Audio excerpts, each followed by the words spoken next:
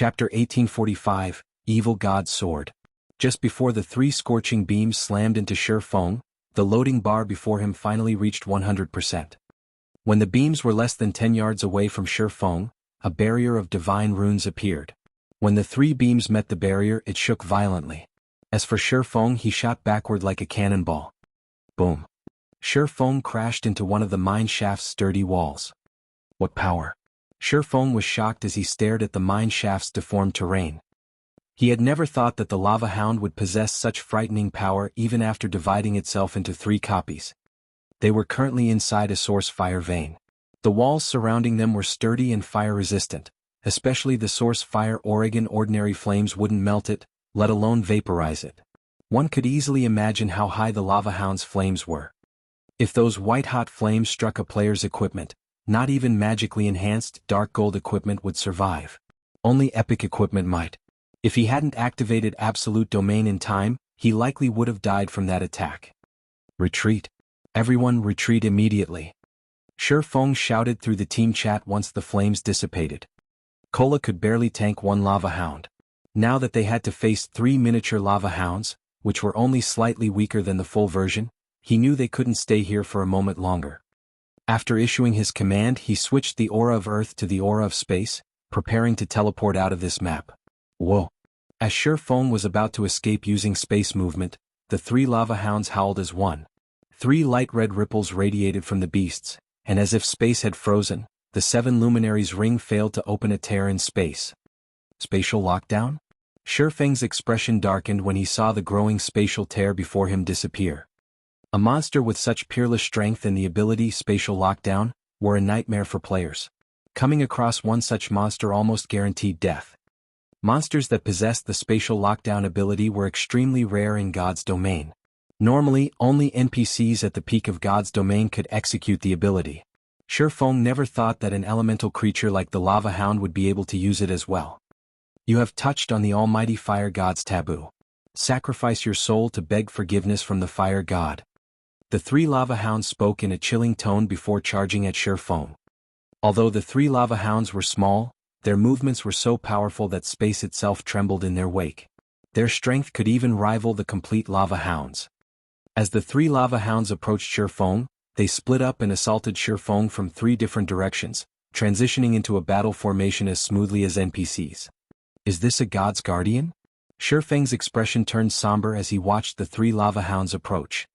It was normal in God's domain to find treasures guarded by powerful monsters, and there were some incredibly powerful existences among these guardian monsters. These guardians had been created by the gods. Normally, gods only created such powerful guardians to protect their wealth. Not only did these guardians have an eternal lifespan, but they were also undying. In addition, they commanded extremely powerful skills and spells. They were even more difficult to deal with than archaic species of the same rank and level. I can only give it a try. Shi Feng gritted his teeth and used Heavenly Dragon's power before activating Divine Steps. In the next moment, 10 doppelgangers with the exact same aura and attributes as Shi Feng appeared. Shi Feng and his doppelgangers then charged at the 3 lava hounds. Although the lava hounds were powerful, Shi Feng managed to nullify their attacks by constantly switching positions with his doppelgangers. Using this opportunity, Shi Feng quickly made his way towards the mine's exit. Normally, guardian monsters would give up the chase once they were a certain distance away from what they were supposed to protect. As long as Shi Feng moved out of range, he could shake off the lava hounds. However, the lava hounds were incredibly difficult to get away from. Not only was their strength incredibly high, but their speed was also impressive. They constantly interrupted Shi Feng's advance and left very little space for him to move forward. By the time Divine Steps' duration ended, Shi Feng had only crossed a little over 50 yards. He was still over 100 yards away from the mine's entrance. The instant Shi Feng's doppelgangers disappeared, a lava hound swiped its paw at Shi Feng so fast that it was impossible to dodge. With no other choice, Shi Feng raised Killing Ray to block the attack. Pum. The instant the lava hound's paw met Shi Feng's sword, he felt his entire arm go numb. The impact sent his body flying backward over 20 yards, dealing over -40,000 damage. What incredible strength. This should be close to rivaling a high mythic strength. Shi Feng thought as he stared at the lava hound that hit him. His encounter with the lava hound had been brief, and the beast hadn't used any skills, yet he had lost so much HP. He had already activated Heavenly Dragon's power as well, drastically increasing his strength and defense. Right now, his defense was even higher than Cola's, although he didn't have the passive skills that provided damage reduction. Even then he had still lost over 40,000 HP. The current lava hound before him definitely had much higher strength than the original. Meanwhile he had to face 3 of these lava hounds. Before Shi Feng could figure a way out of this situation, another lava hound pounced at him. Hurriedly, Shi Feng activated parry to block its attack. Pum. Once more Shi Feng flew backward by over 20 yards. Not only hadn't he moved closer to the mine's entrance, but he was actually further from it. This was clearly what the lava hounds had intended to do with their attacks. These lava hounds' combat standards were in no way inferior to expert players. Am I going to die here? Shi Feng could not help his bitter smile as he watched the third lava hound pounce at him. It would seem that he had taken on too large of a risk to set up the teleportation marker. While he did not mind losing 1 level of EXP, he carried multiple tools that would drop on his death. Moreover, these items would not simply remain on the ground after being dropped. After a certain time had passed, these valuable items would disappear. Meanwhile, when players died, they'd only resurrect after half an hour unless someone resurrected them with a skill or special tool. By the time he returned to this mine, his dropped items would be gone from this world. As Shi Feng clashed with the lava hounds, his HP continued to decrease. 80%, 70%, 60%. Although he had tried to use void steps to blindsight the beasts, the technique was ineffective against the lava hound's sharp sense. Even though the lava hounds couldn't see him, they could pinpoint his location with their other senses, launching another paw swipe or bite attack. Why hasn't the guild leader come out yet? Aqua Rose, who had long since distanced herself from the canyon, muttered as she watched the swarm of lava monsters return to their home. The guild leader should be fine. If he goes all out, he can even contend with mythic monsters, Blackie reassured.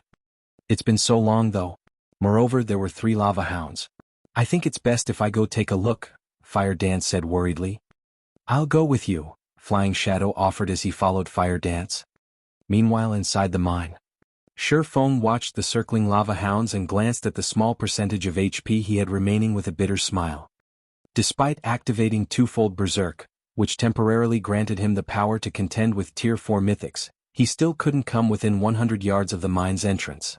While he was confident that he could escape a single lava hound, 3 were too much for him to handle. To make matters worse, the 3 lava hounds coordinated perfectly.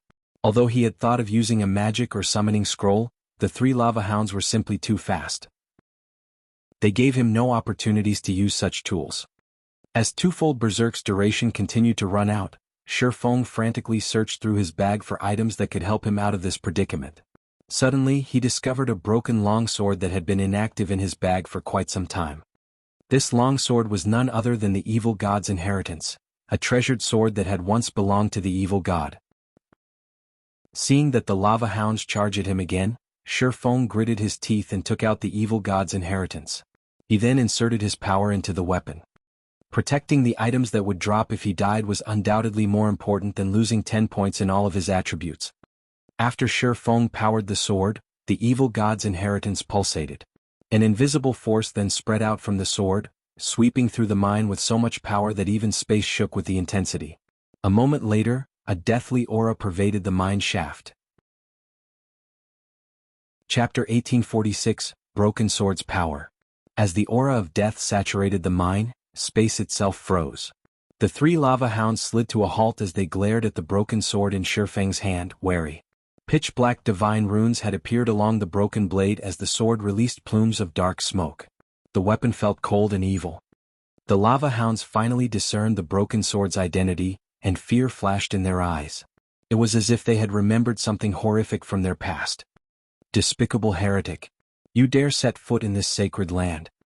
Let the almighty fire god's flames purify your soul. After Shi Feng replaced the abyssal blade with the evil god's inheritance, the broken sword seemed to trigger something in the 3 lava hounds. Suddenly they began to grow larger as golden flames flared across their bodies. Despite standing still, the solid rock beneath the lava hounds' feet began to crack. Space tore around them as if it couldn't withstand the golden flame's power. It was as if the space around them was no longer able to withstand the power of the golden flames. Feng could also sense a threat of death from that golden fire.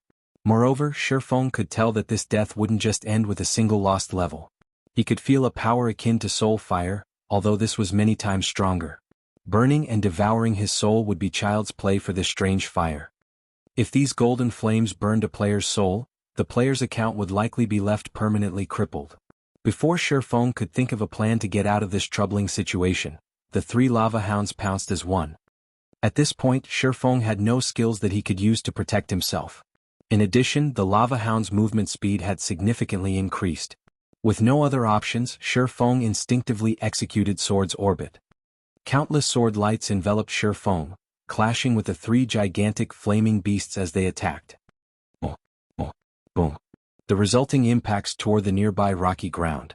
The scattered sparks ignited anything they touched, transforming the area into a sea of fire.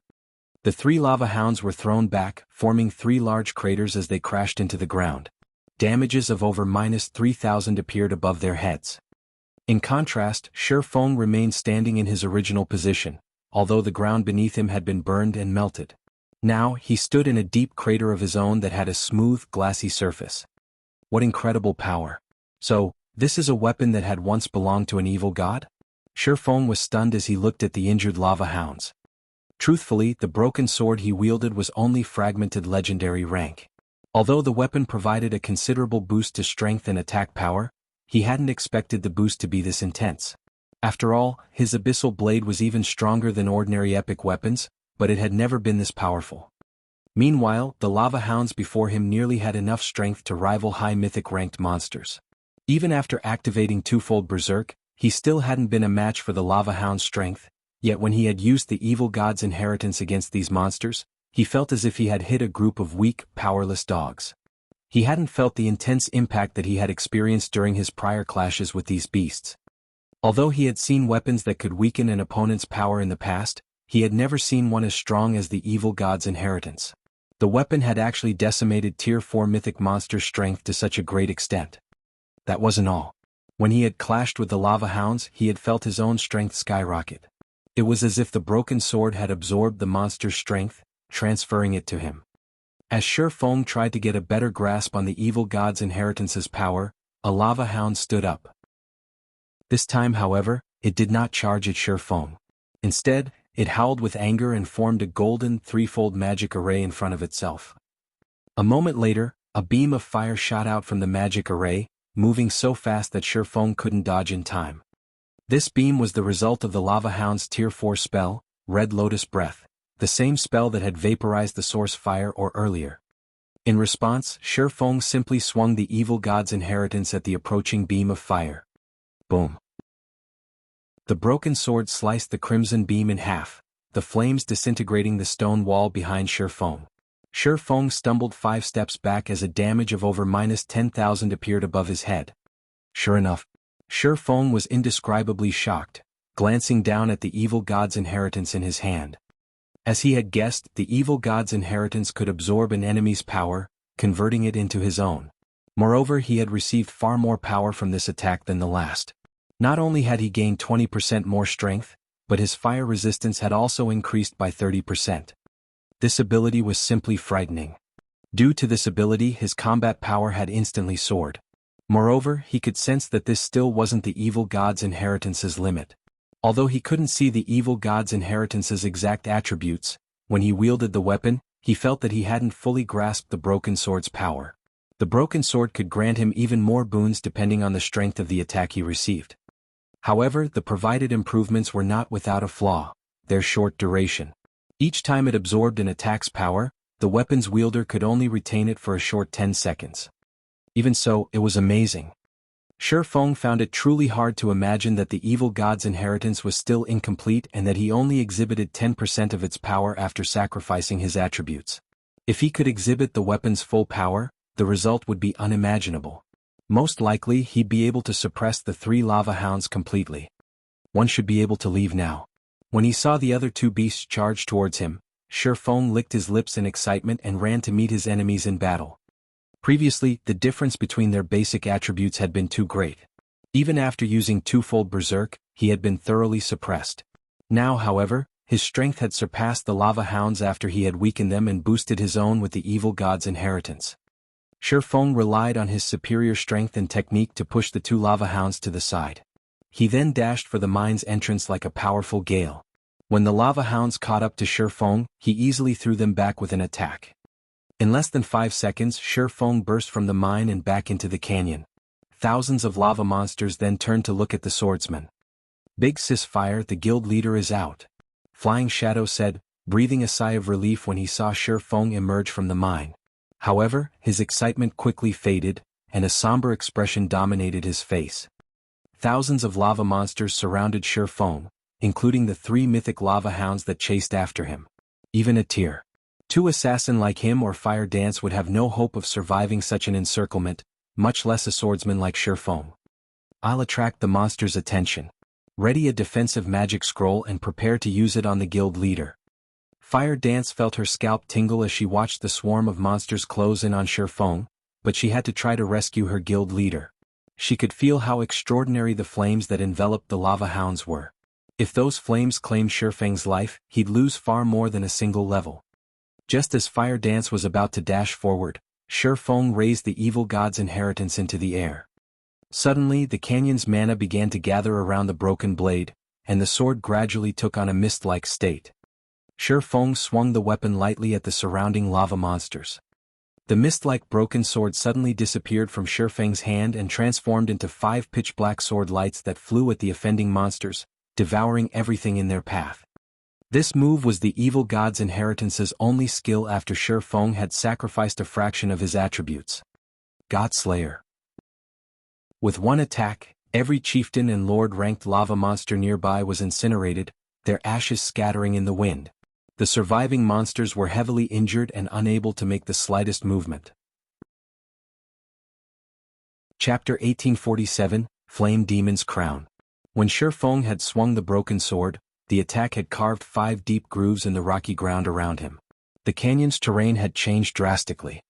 What great destructive power! Shock filled Shi Feng as he gazed at the evil god's inheritance in his hand. Godslayer's destructive power was even greater than that of a Tier 4 super large-scale destruction spell. He had turned several hundred level 70+ lava monsters into ash instantly. The skill truly had the power to decimate heaven and earth. Unfortunately, the monsters he had killed with Godslayer hadn't granted Shi Feng any EXP. In fact, he would not gain any EXP from slain monsters while he had the evil god's inheritance active. The sword would absorb it all. After killing so many monsters, the black mist the evil god's inheritance emitted had become denser. Following which, Shi Feng heard the sound of a system notification. System: Evil god's inheritance has accumulated sufficient life force and recovered the first evil god's mark, activating a portion of its power. The evil god's inheritance has such an effect? Shi Feng was surprised. He had thought that he could only repair the weapon by collecting the missing fragments. He had never expected the broken blade to recover some of its lost power by absorbing others' life force. Evil god's inheritance, one-handed sword. A treasured sword that the evil god had once used. However, the sword had been destroyed in a battle, shattered into 3 pieces. Although the evil god's treasured sword had been destroyed, the evil god's power within remains intact. As long as one gathers all 3 fragments, it is possible to restore the sword to its past glory. This piece is the sword's broken hilt. By permanently sacrificing 10 points of all attributes, the user may temporarily use the sword's power. Although this sword has been severely damaged, it can still exert 1/10 of its original power. First Evil God's Mark. Power absorption can increase strength by a maximum of 100%, stamina by 20%, and all resistances by 100%. When this fragment is within 1,000 yards of other fragments, the fragments will resonate. Drops upon death. Cannot be traded. Although he could strengthen the evil god's inheritance by killing a large number of monsters, he had no intentions of doing so.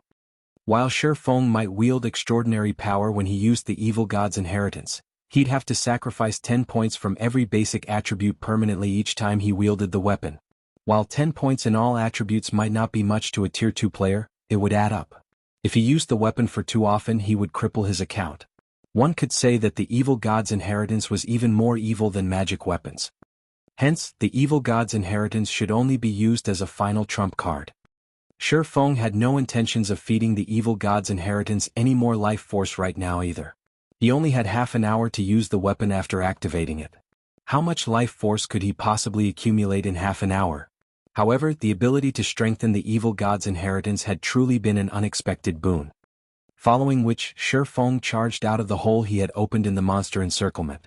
Now that the evil god's inheritance had grown stronger, he had a much easier time dealing with the 3 lava hounds that chased after him. Is this the guild leader at his full strength? Flying Shadow, who watched from the valley's entrance, was astonished as he watched Shi Feng take on 3 level 80 lava hounds without trouble. Even Fire Dance, who prepared to move out, was stunned. She had assumed that after so many battles and adventures, the distance between her and Shi Feng had shortened. Looking at it now, however, it would seem that the gap was larger than ever. What the 2 assassins did not know was that Shi Feng fully relied on the evil god's inheritance to command such power. Without it, he might not have survived even after activating twofold berserk.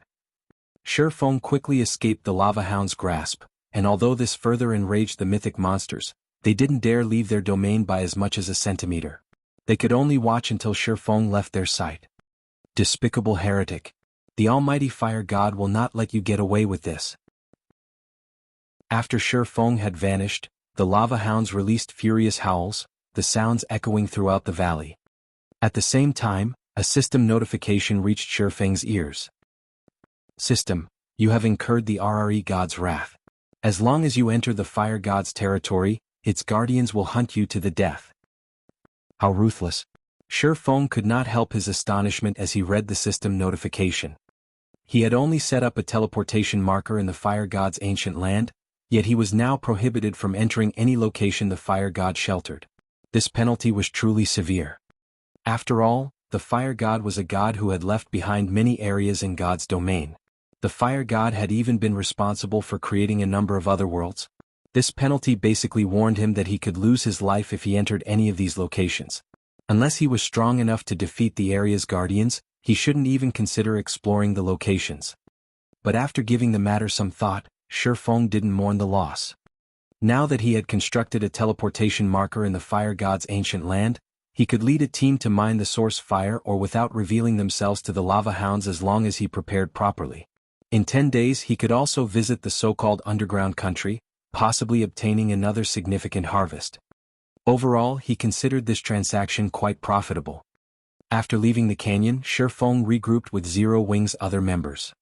He then briefed Aqua Rose about the teleportation marker and had her contact her subordinates to prepare. They would need enough fire resistance to survive in the Flame Demon's Valley's core region. Moreover, only intermediate miners or higher could mine the source fire ore. They'd only be able to revisit the mine after fulfilling these 2 conditions. It would take quite some time to prepare. After the team rested for a short moment, Shi Feng led his team into the heart of the Flame Demon's Valley. Although they came across quite a few monsters on their way and Shi Feng was currently weakened, the team advanced relatively quickly with their powerful MTs like Cola and Shi Feng summoned Tier 3 demons. As no one had explored the Flame Demon's Valley thus far, it was home to a lot of monsters which fortunately, provided far more EXP than normal. Moreover, a large number of treasure chests hid in the area. After venturing through the core region for 4 hours, some of the team's level 56 members had risen to level 57. Fire Dance and Flying Shadow had also discovered 6 treasure chests in the area. They had found 3 bronze treasure chests, a mysterious iron treasure chest, a secret silver treasure chest, and a fine gold treasure chest. The discovery surprised both Fire Dance and Flying Shadow, who frequently searched for treasure chests in the fields. It was common knowledge that treasure chests were extremely rare in God's domain. Normally, a map only had 2 or 3 at one time, yet after wandering in a small section of the core region, they had discovered 6. Moreover, one was a fine gold treasure chest.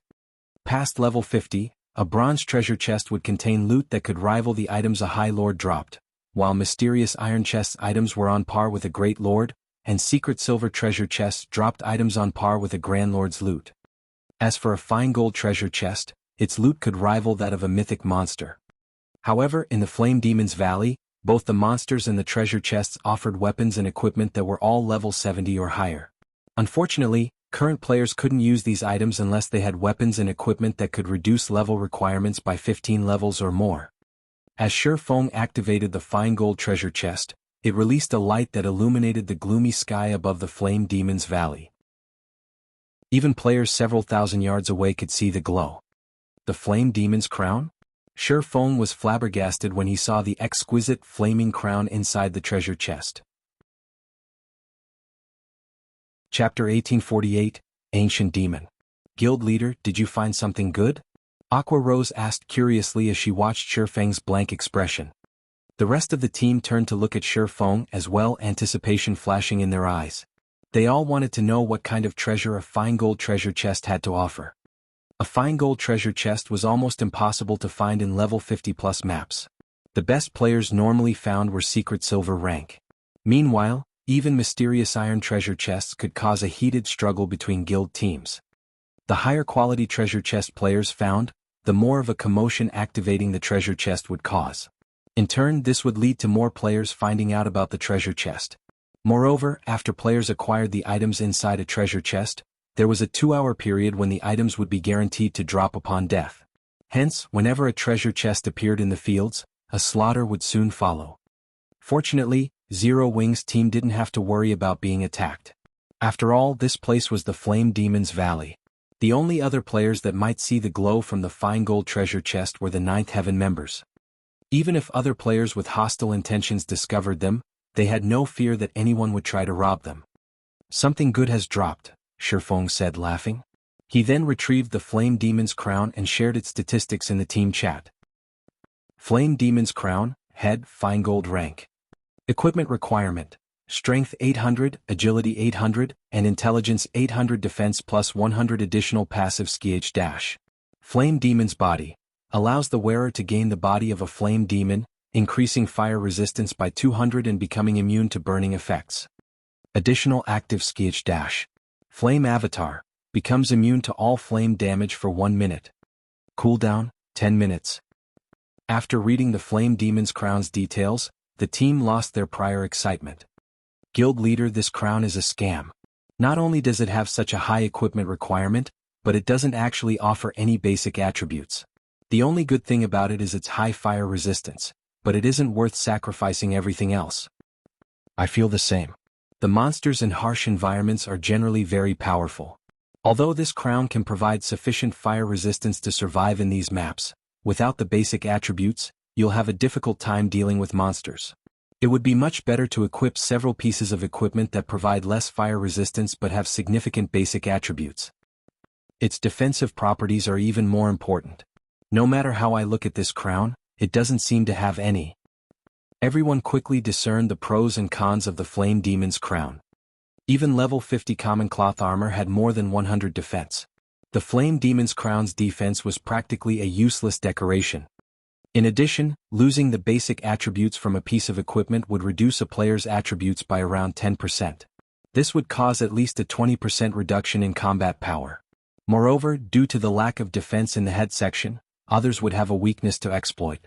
If one were struck in the head, it was entirely possible that they'd suffer a fainted state. As God's domain continued to update, the equipment player's war would have greater importance. Equipment would play a role in a player's defense beyond basic attributes. Take 2 players with the same defense, for example. If one of these players wore chest armor while the other player did not, the player without a chest piece would receive more damage when struck in that area and suffer additional negative effects. If a player took a blow to the head, they would feel dizzy and powerless, and their reactions would become sluggish. If one were stuck in the arm, it would go numb and become difficult to move.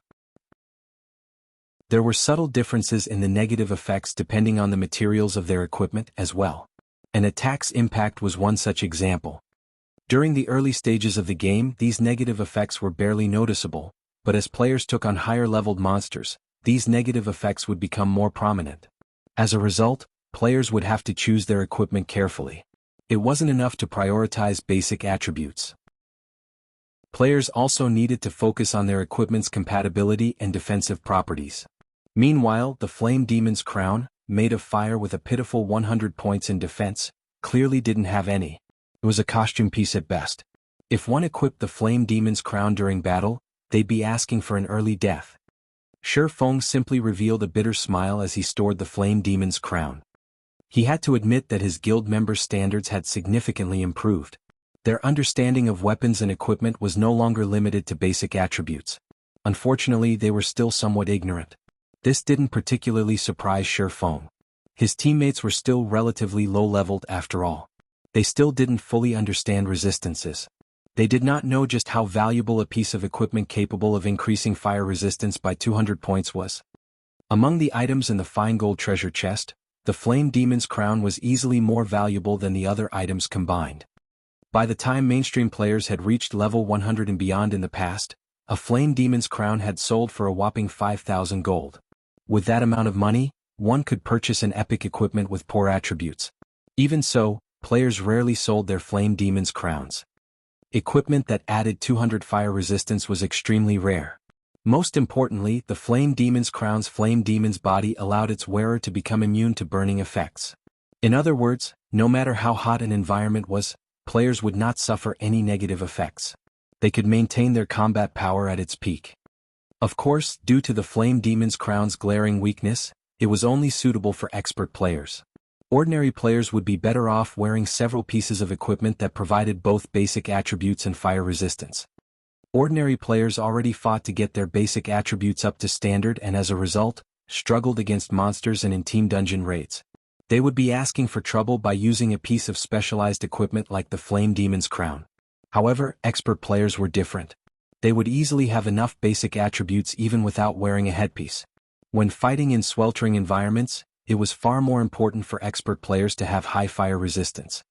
Hence, during the later stages of the game, the various large guilds' main force members had stopped focusing on basic attributes. Instead, they had prioritized resistances and physique. Moreover, the Flame Demon's crown was like an entry pass to the Flame Demon's Valley. As long as one had a Flame Demon's crown, they could travel anywhere within the valley. They wouldn't even have any issues exploring the Flaming Valley's core. Originally, Shi Feng had worried that he didn't have enough fire resistance to survive in the central area, but now that he had the Flame Demon's crown, he wasn't concerned. Now, only the Flame Demon King himself would be a problem. In God's domain, the Flame Demon King was categorized as a world boss. Counter to most expectations, world bosses were not much stronger than ordinary field bosses. The system did not grant world bosses any special traits either. However, they did have full control over their territories. While in a world boss's territory, players would be prevented from using magic scrolls and magic arrays. It wasn't even possible to use magical tools. At most, players could use their weapons and equipment skills. It was a nightmare for most players. After emptying the fine gold treasure chest, Shi Feng and the others continued towards the central region. After traveling for a little over an hour, they finally arrived before a fiery world. White-hot flames danced along the mountain range before them. The ring of mountains resembled a burning sun, making it difficult to look at. "This place is so hot," Blackie exclaimed as he looked at the flaming mountain range. Despite standing some distance away from the mountain range, he felt as if like roasting meat. Everyone on the team felt the sweltering heat. Even walking exhausted their stamina. Meanwhile, a gigantic figure wielding a trident patrolled the center of this mountain ring. Every one of this figure's movements stirred the flames around it as lava rose into the air. Even from several thousand yards away, Zero Wing's team could feel the figure's fierce aura. When they saw the Flame Demon King's true appearance, they couldn't help their gasps. Even Shi Feng was shocked.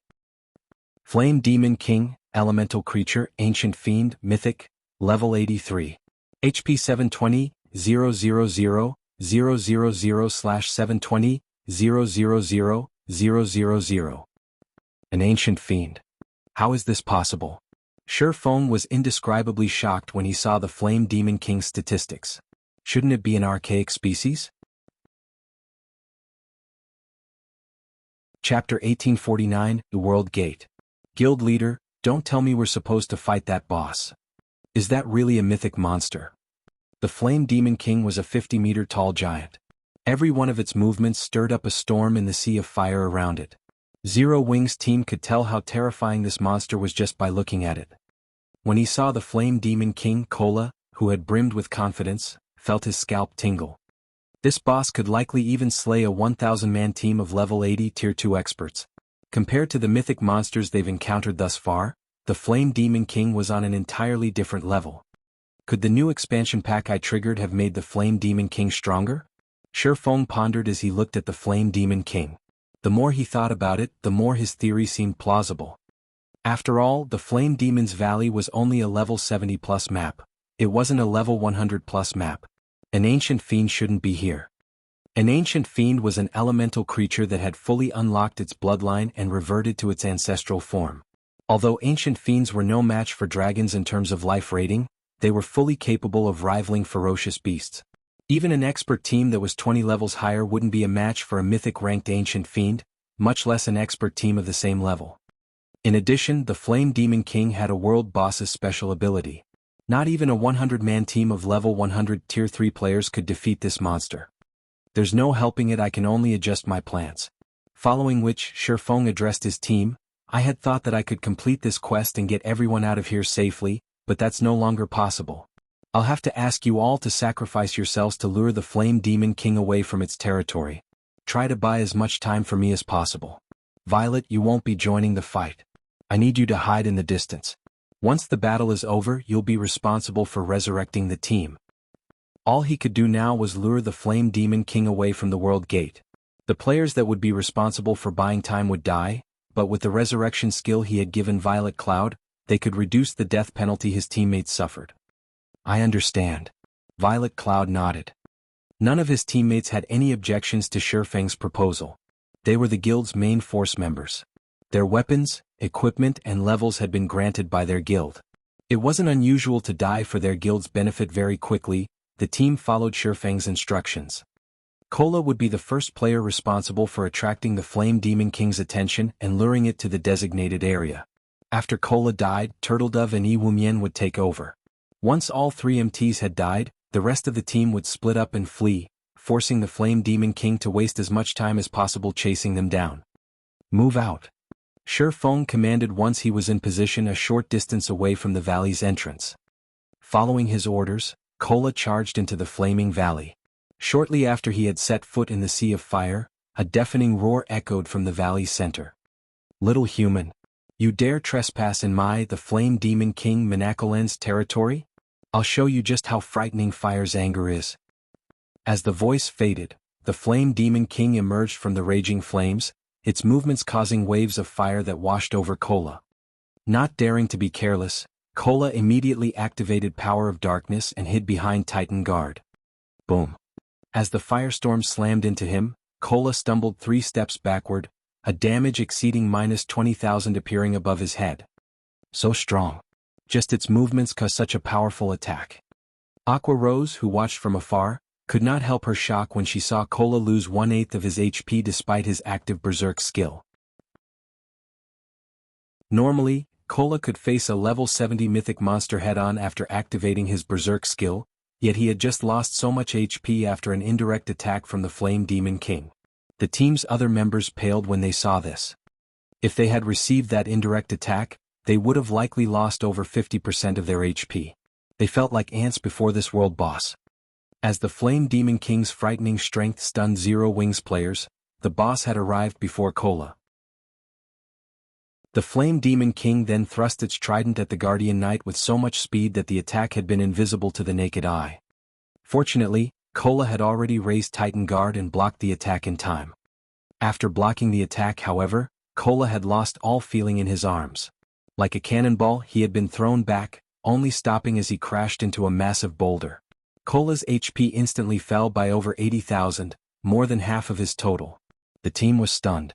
Just one attack had left Cola so miserable. The gap in strength was despairing. Heal him quickly. Feng shouted through the team chat. The outcome didn't surprise him. After all, their opponent was a mythic-ranked ancient fiend. If not for the fragmented legendary-ranked Titan Guard, Cola might have died instantly. Upon hearing Feng's command, the Tier 2 healers snapped out of their daze and cast healing spells on Cola, instantly restoring the Guardian Knight's HP to 70%. However, the Flame Demon King was already stabbing its trident at Cola again, the weapon releasing white-hot fire.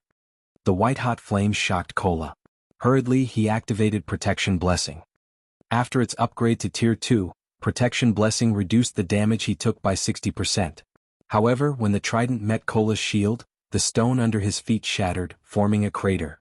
Meanwhile, Cola's HP fell by more than 60,000, dropping his HP into the red.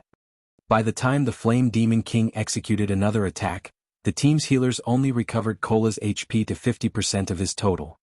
Realizing how precarious his situation was, Cola used Titan's Heart, forming 3 layers of protective energy, which could absorb up to 10 times his maximum HP around him.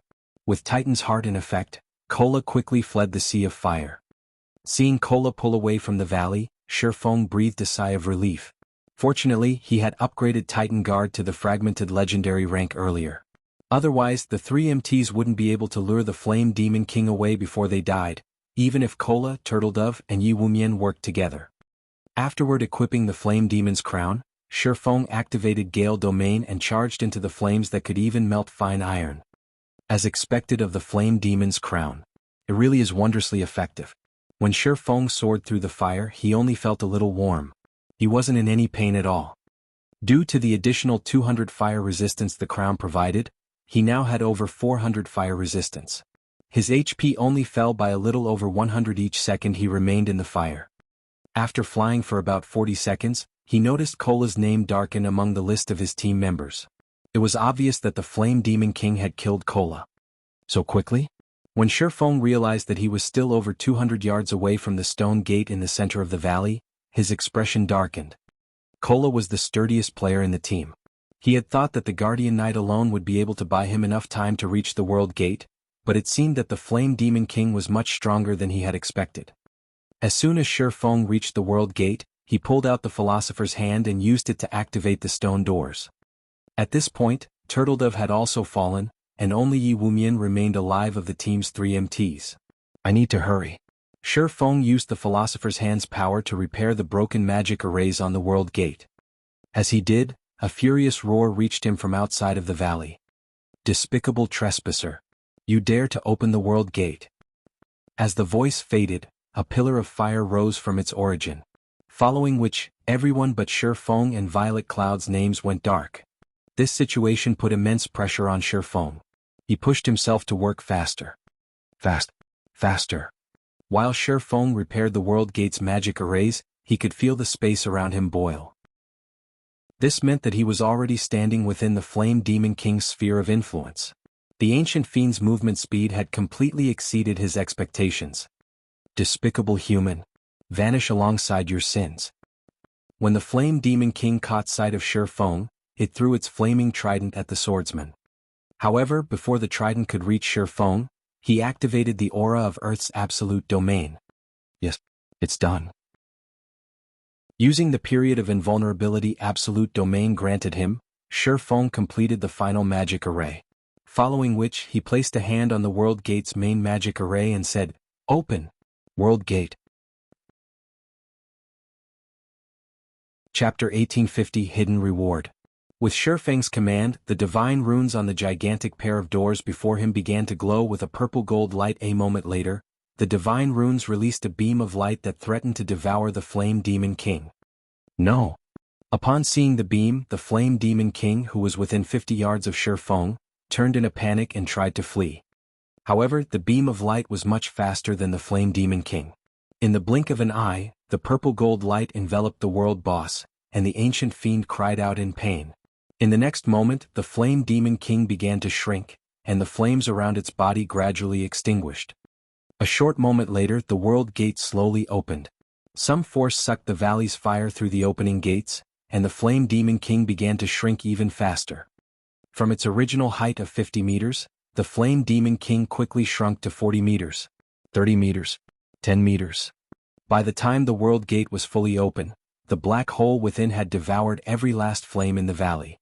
The Flame Demon King had also been dragged towards the World Gate by the black hole's powerful gravity. No. This is my power.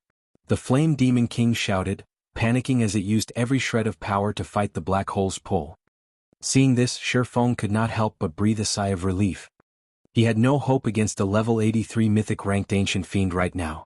Fortunately, the World Gate could remove things that didn't originate from the continent of God's domain. While the World Gate had activated, the Philosopher's Hand had also undergone a transformation. The Philosopher's Hand had originally been made of translucent crystal, radiating an ominous feeling.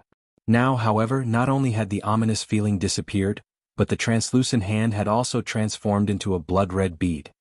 What pristine mana! As Shi Feng held the blood-red bead, he could feel incredibly pure mana emerge from it. This mana was even purer than that from the 7 luminaries crystals. Suddenly, Shi Feng heard the sound of a system notification. System, congratulations. You have completed the epic ranked main storyline quest Philosopher's Wish before level 80.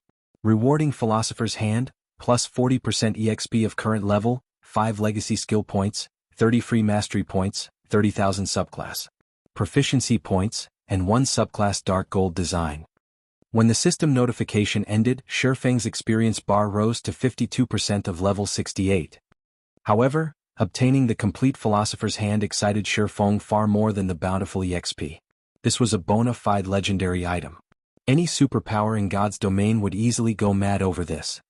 Moreover, Shi Feng was surprised by the additional reward for completing the quest before reaching level 80. 5 legacy skill points were no small matter.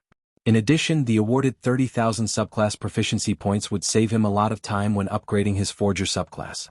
After reaching the master rank, players would still need a ridiculous number of proficiency points to rise from a basic master to an intermediate master. While ordinary master lifestyle players might not have trouble earning the required proficiency points, it was a different story for Shi Feng. Shi Feng had many matters he needed to deal with, and he only had a small amount of time to invest in his forging. As a result, he didn't obtain forging proficiency points very quickly. However, the most valuable of the rewards had to be the subclass dark gold design. This subclass dark gold design wasn't like ordinary designs. Not only could it upgrade a design to dark gold rank, but the new design would be a player creation. It was common knowledge that becoming a master lifestyle player was incredibly difficult. Players needed to create completely new items which had to meet certain requirements. To accomplish this feat, players needed a certain understanding of items and materials. This was also the case when players tried to rise from a basic master to an intermediate master. In fact, the promotion to an intermediate master was even more difficult since players would have to create 1 dark gold item or 3 fine gold items. This hurdle had been the end of the line for many basic master lifestyle players during Shi Feng's previous life. In the past, when one had referred to a master lifestyle player, they had generally meant basic masters. The majority of God's domain's master lifestyle players had been basic rank. After 10 years in the game, basic masters hadn't received as much attention from first-rate guilds, although they were still VIPs in second-rate guilds. At most, they would be treated slightly better than the average lifestyle player. Only intermediate masters had earned first-rate guilds' respect. Now that he had a subclass dark gold design, he had received a free pass to become an intermediate master.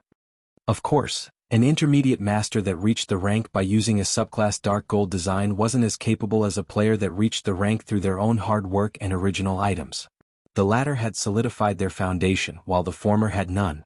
A player who became an intermediate master, though their work would have a higher possibility of creating more dark gold items in the future, soon becoming an advanced master. On the other hand, the intermediate master that did not possess a sturdy foundation would struggle to advance. The only real benefit of using such a cheap method to become an intermediate master was the higher production success rates that came with the rank. Even so, many basic master lifestyle players had spent their entire life savings to get their hands on a subclass dark gold design during Shi Feng's previous life, since they had already reached their limits. As Shi Feng celebrated his additional rewards, the world gate began to close. By the time the world gate had shut, the valley was void of fire. Only the scorched earth remained. Despicable human. It took me hundreds of years to accumulate that power, and now it's all gone. You will pay for this with your soul. I will turn you into a puppet that will forever live under my command. The Flame Demon King bellowed as it glared at Shi Feng. Currently, the Flame Demon King was only 8 meters tall. It looked like an infant compared to its previous size. Its aura was also much weaker. Flame Demon King, Elemental Creature, Mythic. Level 81. HP 32, 000, 000/32, 000, 000. The Flame Demon King didn't even have the HP of a mythic monster anymore. A mana depletion debuff also graced its status bar, lasting for a whole hour. The World Gate has robbed it of so much energy? Shi Feng was astonished when he saw the enraged Flame Demon King. The valley's flames had originated from a higher plane, containing unparalleled power. The fire had been highly sought after by fire elementals since they could increase the elemental's power. The Flame Demon King had only grown so strong because it had continuously absorbed these flames' power. Now that the World Gate had returned these flames to their source, the Flame Demon King had lost the power it had accumulated over the years. With the energy that had bolstered its physical form gone, it was only natural that the Flame Demon King had weakened. Only Shifeng never thought that the Flame Demon King would grow this weak. Thinking up to this point, Shifeng abandoned all thoughts of escape. This was a once-in-a-lifetime opportunity. When the time the mana depletion debuff ended, the Flame Demon King would recover its strength. Although it wouldn't be as strong as it had been, it would still be beyond current players' capabilities. Before the Flame Demon King could launch an attack, Shifeng activated Power of Darkness, Phantom Kill, and Dragon Soul. A level 68 High Lord ranked Black Dragon should have 0 chances against a level 80 Mythic monster, but now the Black Dragon had the upper hand against the weakened Flame Demon King. While the Black Dragon kept the Flame Demon King busy, Shifeng activated every skill he had to the weakened boss. Thunder Flame Explosion, Flame Burst, 9 Dragon Slash, Lightning Slash. Although the weakened Flame Demon King was still a world boss, whose ability prevented players from using external tools, it no longer mattered. The Flame Demon King's defense had drastically fallen after all. Now Shifeng's normal attacks dealt over -30,000 damage, while critical hits dealt over -70,000 damage. Even the weakest of his skills inflicted over -100,000 damage. Even when the Flame Demon King used its powerful AoE attacks, Shifeng, who had over 400 fire resistance, only took a little over -3,000 damage from each hit. The Flame Demon King's HP continued to fall. 80%, 50%, 20%. When the Black Dragon's duration was almost over, the Flame Demon King had around 10% HP remaining. Once the Black Dragon was gone, Shifeng would have to fight the world boss head-on. I guess there's no other choice. Shifeng sighed as he came to terms with his current predicament. A moment later he retrieved the evil god's inheritance from his bag once more. Trying to escape a world boss was an extremely difficult task. This was especially true now that he had used all of his skills. Furthermore, it wasn't every day that he found himself in such a favorable position against a world boss. Die. Gritting his teeth, Shifeng sacrificed his attributes to activate the evil god's inheritance. He then activated Godslayer.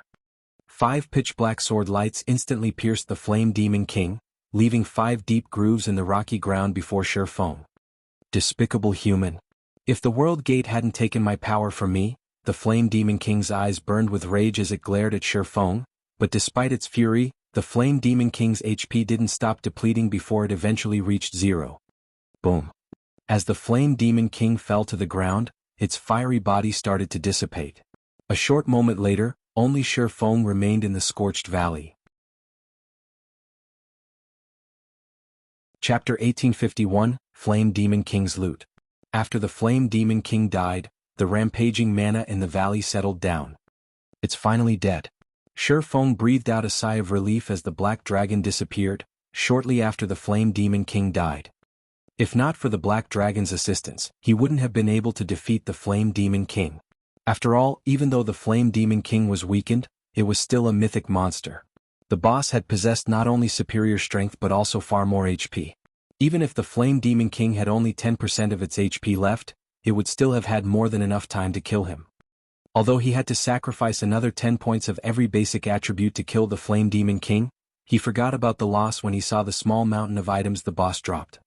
The Flame Demon King was a world boss. Although it had been weakened due to his quest, it was still a mythic ranked world boss, hence the extremely bountiful loot. Not to mention, as this was the first time the Flame Demon King was killed, it was guaranteed to drop a 4-star guild promotion order. Future Flame Demon Kings killed would have only a certain chance of dropping the promotion order. This item was also the reason why he had persisted in killing the Flame Demon King to the point of permanently weakening himself. Currently, Zero Wing was a 3-star guild and held a significant advantage over other guilds. However, as the various superpowers started raiding level 50 100-man Hell Mode team dungeons, it was only a matter of time before they became 3-star guilds as well. Meanwhile, compared to Zero Wing, the various superpowers would gain much more of an advantage from being a 3-star guild. Be it the guild employment center or guild training room, These two facilities needed guilds to reach a certain scale in order to display their usefulness fully. In other words, the larger a guild was, the better the guild could leverage these two facilities. In the case of Zero Wing, despite the rapid expansion it was currently undergoing in terms of member count, it was far from rivaling even first-rate guilds. The operations of the various superpowers spanned over a dozen kingdoms and empires. Their member counts naturally dwarfed Zero Wing's. Once these superpowers became 3-star guilds, their development speed would undoubtedly skyrocket. At that time, not only would these superpowers be able to nurture a large number of elite players, but the income their guilds generated would also increase substantially.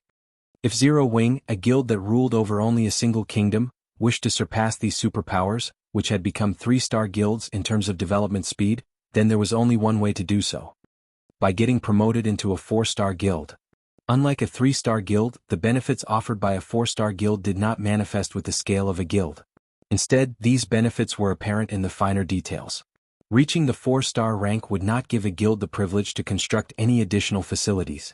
Instead, what a guild gained from the 4-star rank was the recognition of the Adventurers Association as a large-scale guild. At that time, the Adventurers Association would directly issue large-scale quests to the guild. These large-scale quests ranged from easy to very difficult. Even national-level quests were available. The rewards for these quests were extremely generous. Moreover, these quests also provided players with good opportunities to raise their ranks in the Adventurers Association. In addition to receiving large-scale quests, 4-star guilds would be designated a temporary rest area in every Adventurers Association on the continent of God's domain. While this rest area was relatively small, it allowed members of 4-star guilds to receive commissioned quests from every NPC town and city on the continent, not just from towns and cities where their respective guilds had residences.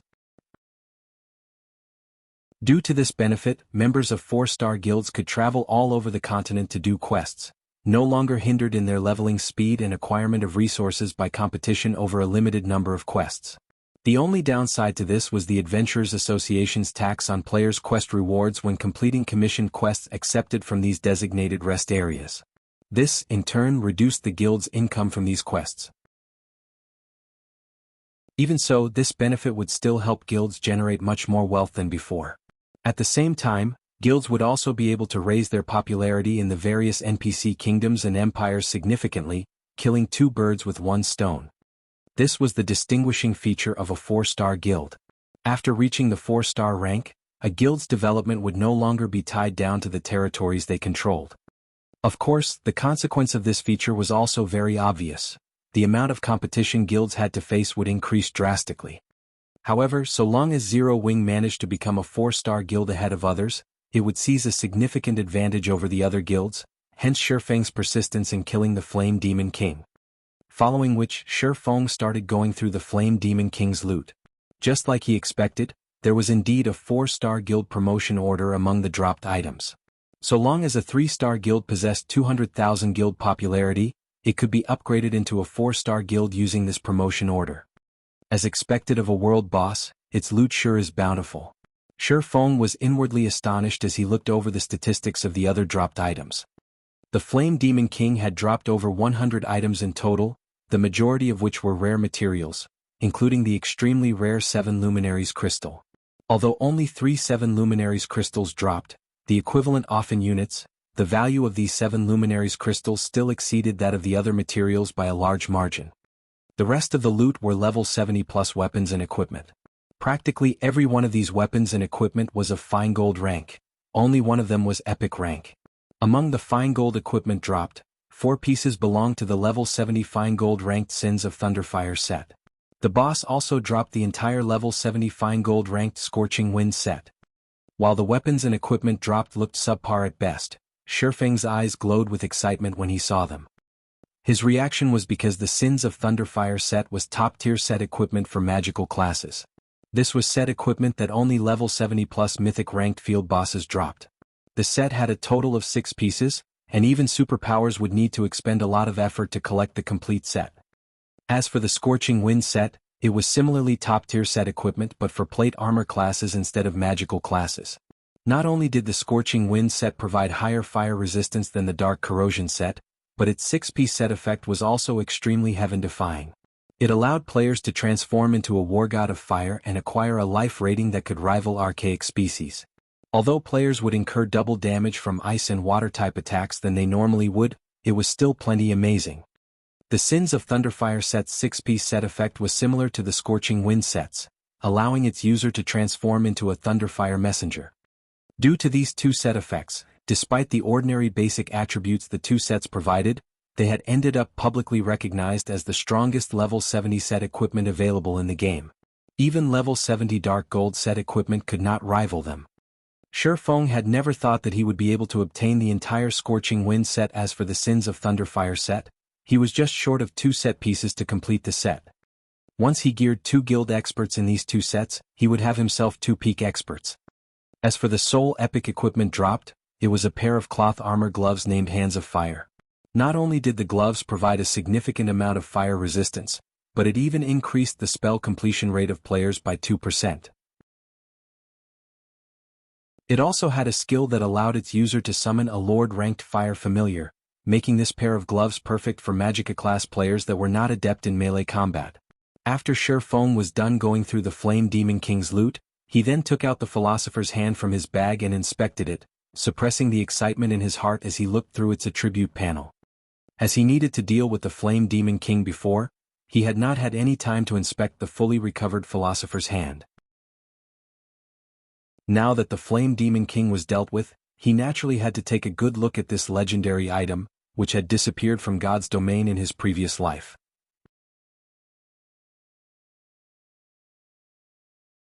Chapter 1852, Complete Philosopher's Hand. The instant Shi Feng retrieved the Philosopher's Hand from his bag, he felt the space around him grow heavier. It felt as if space itself couldn't withstand the pristine energy within the Philosopher's Hand. Now that Shi Feng had the chance to get a better feel for the Philosopher's Hand, he felt a powerful inspiration well within him. His mind felt sharp and focused like never before. It was as if the world had faded away, leaving him alone with his thoughts. So this is the true Philosopher's Hand? Shi Feng could not help his excitement as he gazed at the crimson bead in his hand. Philosopher's Hand, legendary rank item. A special gemstone crafted by the philosopher Erhard, containing incredible power that is capable of manipulating the soul. Additional passive effect. The wielder of the Philosopher's Hand will have all of their subclasses temporarily raised by 1 rank. Additional active skill 1-. Philosopher's Soul, offers players guidance for 10 hours when crafting items. Cooldown, 12 hours. Additional active skill 2-. Soul Fantasy, allows players to enter an imaginary world for 8 hours. During this time, players may use the materials that they know of to produce items without limit. Cooldown 15 hours. Although the Philosopher's Hand only possessed 3 skills, these skills were heaven-defying. Based on Shi Feng's knowledge, only the epic-ranked Icarus's Heart could temporarily raise a lifestyle player to master rank.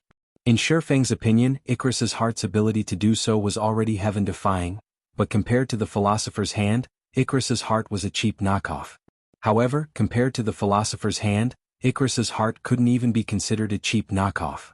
The fact that the Philosopher's Hand could unconditionally raise a player's subclass by 1 rank meant that it could transform a basic master into an intermediate master or an intermediate master into an advanced master. The Philosopher's Soul also offered the system's guidance, which would be a great help to players when they produced items. Originally, the skill had been limited to a 1-hour duration. Unfortunately, it was almost impossible to accomplish anything useful in that time. Crafting items was a time-consuming process after all, especially complex items. How many items could players possibly make within 1 hour? Now that the skill's duration had increased to 10 hours, players could attempt to craft far more complex items with the system's guidance. Lastly, Soul Fantasy granted players access to the main God System's resource warehouse. After seeing the Philosopher's Hand's 2 active skills, Shi Feng finally understood why the item was capable of producing so many lifestyle masters. Regardless of the subclass, any lifestyle player would require materials to craft new items. Although some tools allowed players to participate in simulations, these simulations couldn't truly replicate the material's properties. At most, these simulations allowed players to get a feel of the production procedures. An actual attempt would still require real materials. Meanwhile, to reach the master rank, players needed very high-ranked items. Hence, the material requirements were quite high. However, high-ranking materials were not easy to obtain, and players would need these materials in large quantities. Experimenting with a few sets of materials would barely yield any results. Every lifestyle master was born of an astronomical resource investment. This was even true for the talented geniuses. Only geniuses would need to spend fewer materials compared to ordinary lifestyle masters. However, with Soul Fantasy, players could experiment to their heart's content without worrying about lacking materials. Naturally, this would make new item creation very easy. I'm going to have a headache once I return. Shi Feng revealed a bitter smile as he looked at the philosopher's hand. While he had acquired the alchemy treasure, there was still the matter of how to use it. There was only one philosopher's hand, yet the candlelight trading firm had tons of advanced lifestyle players waiting to use it. He would have to decide which players were worthy of the privilege. Most importantly, he'd have to worry about information leaks. Due to an information leak, Kingdom's Sword, the philosopher's hand's owner in the past, had become a target for the various superpowers, eventually vanishing from God's domain altogether. Although Zero Wing was impressively powerful right now, if multiple superpowers decided to make it their target, it would suffer a similar fate. He needed to be extremely careful when using the philosopher's hand. Shi Feng stored the philosopher's hand and exited the Scorched Valley. When Zero Wing's members, whom Violet Cloud had resurrected, saw Shi Feng emerge, they breathed a sigh of relief. Due to the Flame Demon King's outburst, the entire team had been annihilated in an instant. They had barely bought their guild leader any time. Guild leader, how did the quest go? Aqua Rose asked worriedly. Not only were high-ranked quests incredibly dangerous, but they also gave players very few chances of success. Plenty of quests only gave players a single attempt, and since their deaths had been so unexpected, they knew it was likely that this attempt had been a failure. Hence, Aqua Rose wondered if they'd have a second chance.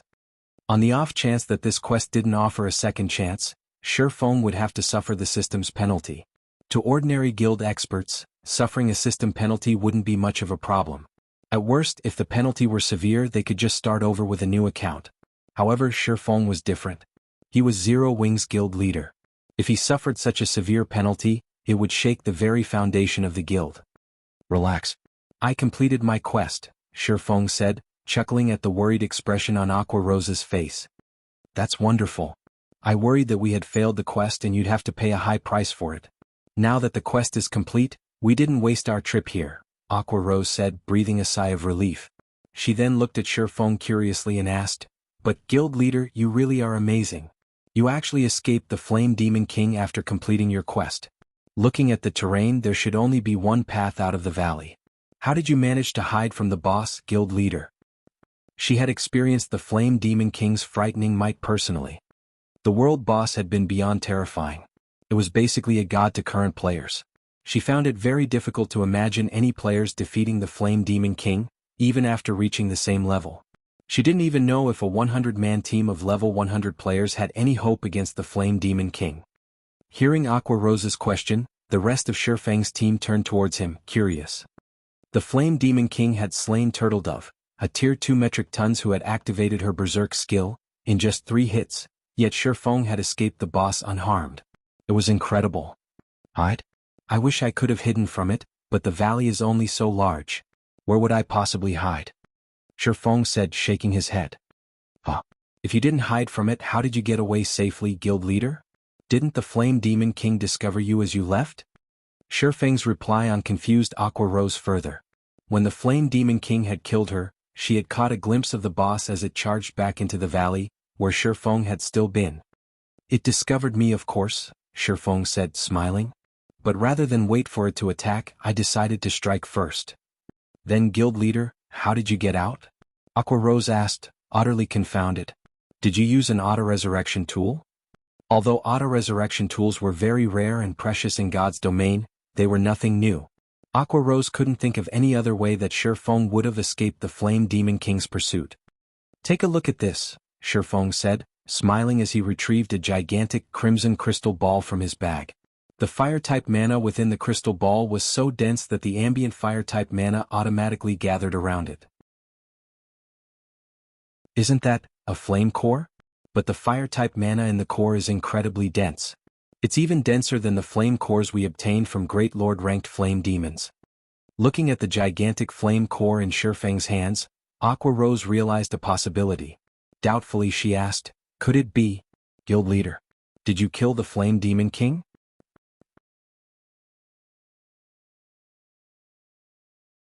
Chapter 1853, Returning to White River City. Looking at the flame core in Shifeng's hand, Kola and the others fell silent, incredulity flashing in their eyes. "Guild Leader, are you for real?" They had all witnessed and experienced the Flame Demon King's might. Only Kola had been able to stand against the boss for any length of time. The rest of the team had been forced to flee to buy their guild leader the time he needed. While they considered the possibility of Shifeng fighting such a boss, they knew that it would only be a matter of time before he died as well.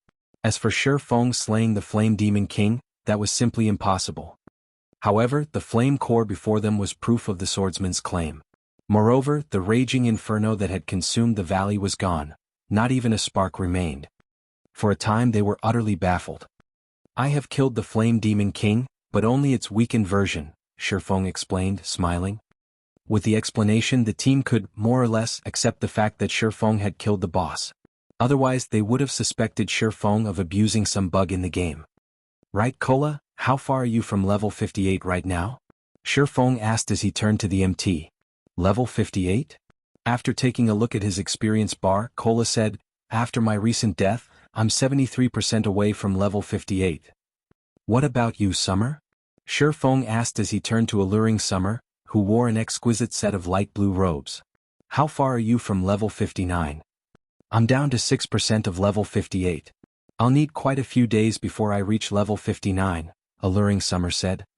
"Guild Leader, what's going on?" Aqua Rose asked, giving Shifeng a strange look. She didn't understand why he suddenly asked about those two's levels. "It's nothing. You two are a little low-leveled right now. Once we return, stop raiding dungeons and come level with me. Violet, you'll join us as well," Shifeng said after giving the matter some thought. Now that he had the Scorching Wind set and Sins of Thunderfire set, it would be a waste to let them collect dust. Although the level 70 equipment requirement was quite high, it wasn't a problem without its solutions. Both Kola and Alluring Summer had equipment that reduced items' level requirements, though only by 5 levels. However, he had requirement gemstones which could reduce the level requirements by another 5 levels. Once they equipped the requirement gemstones, Kola and Alluring Summer could wear items that were 10 levels higher than them. Once they donned the set equipment, it would increase the overall strength of the guild's main force by a significant margin. "We're low-leveled?" Alluring Summer blinked in astonishment at her own level. She already had the highest level in the team. Even in an empire, she'd be the undisputed number 1 player on the empire's ranking list. However, the comment didn't dampen Alluring Summer's excitement in the least. After all, she was going to level up alongside Shifeng. "Guild Leader, we've rested already. Let's hurry and head back," Kola said impatiently after hearing Shifeng's intentions. Their teammates looked on with a little envy. When leveling up with Shifeng, not only would they rise in levels with astonishing speed, but they'd also improve their combat standards quickly. Following which, everyone used return scrolls to teleport back to White River City. Once they returned, Shifeng had Aqua Rose organize a team to mine the source fire vein, only selecting trustworthy players. He then contacted Melancholic Smile, instructing her to select trustworthy advanced lifestyle players from the Candlelight trading firm for the Philosopher's Hand. These players would be required to sign an extremely strict contract, since containing the secret of the Philosopher's Hand was of the utmost importance. He could not afford for the public to discover its existence. He'd only be able to relax after Zero Wing could properly protect itself. Otherwise, Zero Wing would definitely follow in the Kingdom Sword's footsteps. While Shifeng rode an advanced horse carriage towards the Adventurers Association to promote Zero Wing to a 4-star guild, Gentle Snow contacted him. "Guild Leader, big trouble?" Gentle Snow said anxiously. Not long ago, there was a system announcement in the Orc Empire, stating that Blackwater had captured the Crimson Flame Fortress. The Crimson Flame Fortress? Isn't that a transit hub to the Orc capital city? They actually managed to capture it? Shifeng had already investigated the Orc Empire's various fortresses. Each fortress varied in its importance. The more important it was, the more orcs it would contain. The Crimson Flame Fortress was a crucial transit hub for the Orc Empire. Players heading for the Orc capital city or other kingdoms or empires through the Orc Empire would have to pass through this fortress. Because of this, the Crimson Flame Fortress was invaluable to the Orc Empire. According to player reports, over 700,000 orcs were stationed there, including 4 mythic orcs. One of these 4 mythic orcs even had a special bloodline, which made it far stronger than ordinary mythic monsters. In addition, the Crimson Flame Fortress was protected by powerful war weapons and defensive walls. Current players shouldn't be capable of raiding the Crimson Flame Fortress, even with Beast Emperor's help. We don't know how they managed to do it exactly, but based on the current reports, Blackwater has already dispatched a large number of players to garrison in the Crimson Flame Fortress. Blackwater has also officially announced the fortress's grand opening to the public on the Orc Empire's official forums. In addition, Blackwater has placed a bounty on every Zero Wing member. Right now, players gain 1 point for killing a normal member, 5 points for elite members, and 50 points for core members. These points can then be traded for coins or weapons and equipment. In addition, depending on how many points a player has collected, they can get discounts for the Crimson Flame Fortress's teleportation arrays. Players will receive a 10% discount for 500 accumulated points, 20% if they accumulate 3,000 points, and 30% if they accumulate 10,000 points. Those with over 10,000 points will even enjoy the benefits of a Blackwater core member. Shortly after this forum post was uploaded, a large number of players swarmed towards the Crimson Flame Fortress. The Orc Empire is in chaos. I doubt it will be long before this news reaches players in the neighboring kingdoms as well. Even more players will join this madness. I've also heard that a large number of dark players have set their sights on our members. As he listened to Gentle Snow's report, Shifeng's expression darkened. They're being so ruthless? Shifeng also could not help his surprise at Blackwater's generosity. To secure a share of the pie known as God's Domain, the Blackwater Corporation had invested heavily into the Blackwater Guild. That investment enabled the guild to offer its members even greater benefits than other superpowers. As a result, many expert players had sought to join the guild, especially when they had learned of its core member benefits. The benefits were so generous that even large guilds' upper echelons envied Blackwater's core members. However, becoming a core member in Blackwater wasn't easy. It wasn't enough to be an expert player. One also needed a list of noteworthy achievements. Moreover, Blackwater limited the number of core members the guild could have at a single time. With how many expert players Blackwater had, it was easy to imagine how difficult it was to become a core member. Even so, a vast number of players did everything they could to achieve that status. Now that Blackwater offered those same benefits for kill points, how could players ignore the temptation? Moreover, by doing so, Blackwater could scout for true peak experts. Even if Blackwater couldn't convince these peak experts to bear the responsibility of a core member, the guild could persuade these experts to become allies. Guild leader, should we limit our guild members' activity within the Orc Empire? Gentle Snow suggested. No. Shifeng shook his head. We're already limited to a small area.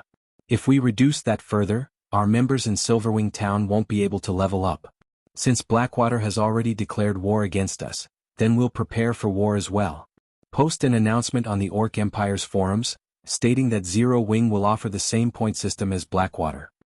But Blackwater has too many advantages over us. Even if we establish a similar system, I'm afraid that very few people will side with us, Gentle Snow said worriedly. Relax. I have a surprise for Blackwater, Shifeng said, smiling. Shifeng disconnected the call as the carriage arrived before the Adventurers Association. After alighting from the carriage, he walked into the building, brimming with confidence.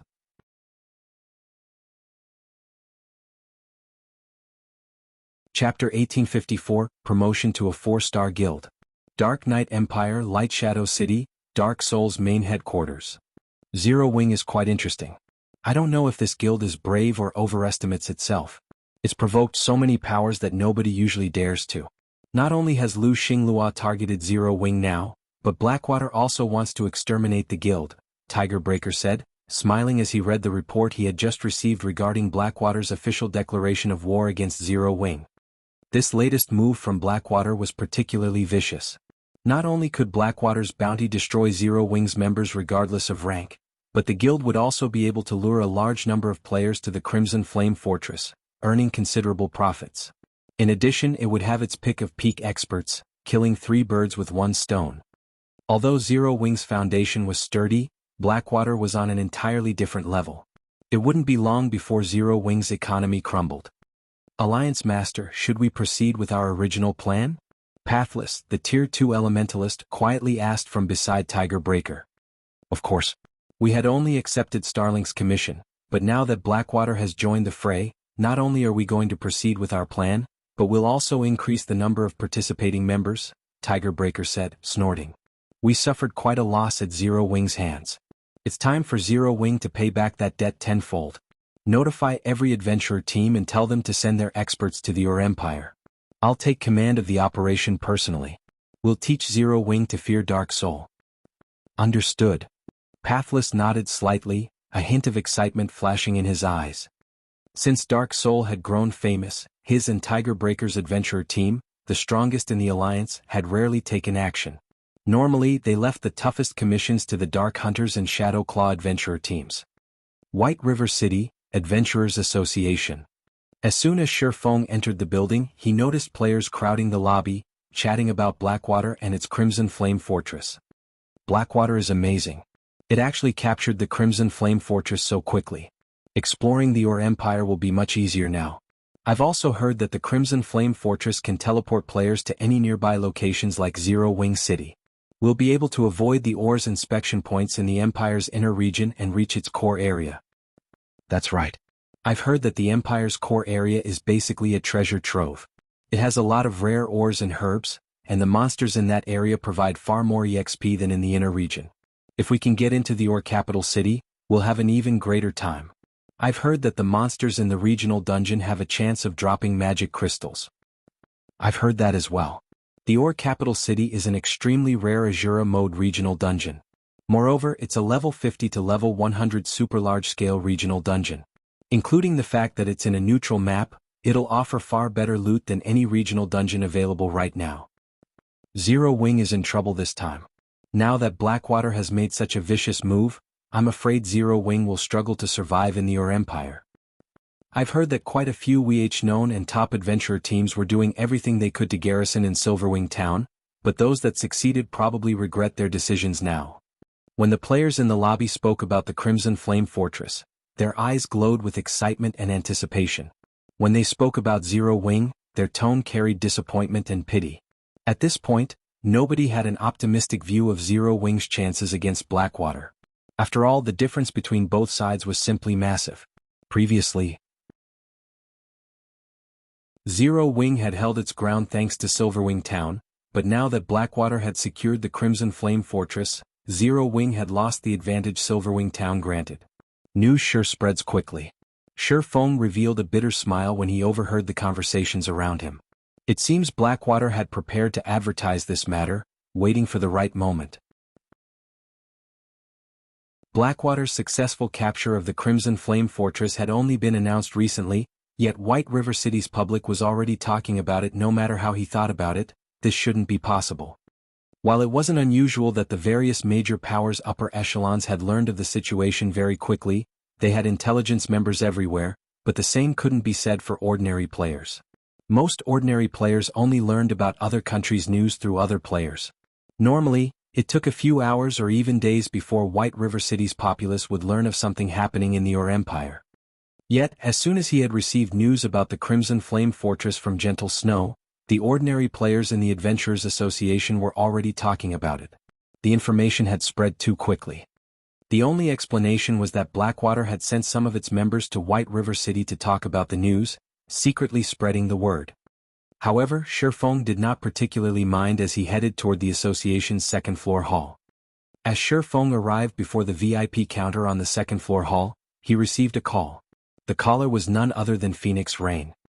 Guild leader Black Flame, I've just heard about Blackwater's declaration of war on Zero Wing. As an ally, how can I be of help? Phoenix Rain asked. Zero Wing's development had progressed well lately.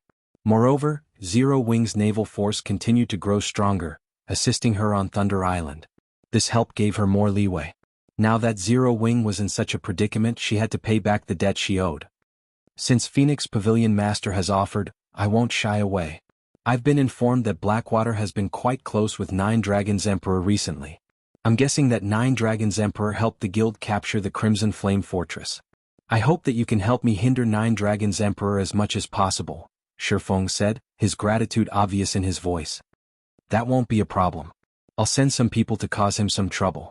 We'll make sure that 9 Dragons Emperor has no time to assist in your empire, Phoenix Rain said, nodding. However, Blackwater and Beast Emperor are still allies. Their combined forces should not be underestimated. I can have Blue Phoenix lead a team of experts to assist you. Although they wouldn't be enough to contend with Blackwater and Beast Emperor's forces, they can deter dark players from participating. That won't be necessary. Blue Phoenix is your capable and trusted aide. She must have a lot to do as well, Shifeng said, chuckling. As for Blackwater, Beast Emperor, and the dark players, I have a plan to deal with them. They'll soon learn that Zero Wing shouldn't be trifled with. He knew that Phoenix Rain had her own issues right now. The struggle on Thunder Island was far more troublesome than the struggle in the Ur Empire. Every competitor on Thunder Island was a superpower with an extraordinary foundation, and a single misstep could eliminate one from the competition. If Phoenix Rain could prevent 9 Dragons Emperor from joining the fight in the Ur Empire, that would be enough. Alright. If you need extra funds, you can contact me for help at any time. Phoenix Rain was a little surprised that Shifeng had rejected her goodwill, but it wouldn't be right to insist on sending him reinforcements. After discussing the Dark Corrosion set, Phoenix Rain disconnected the call. Big Sis Rain, how did things go with Zero Wing? Should I lead some of my men over? Blue Phoenix asked curiously. Not at the moment. It seems that Zero Wing has already prepared for this.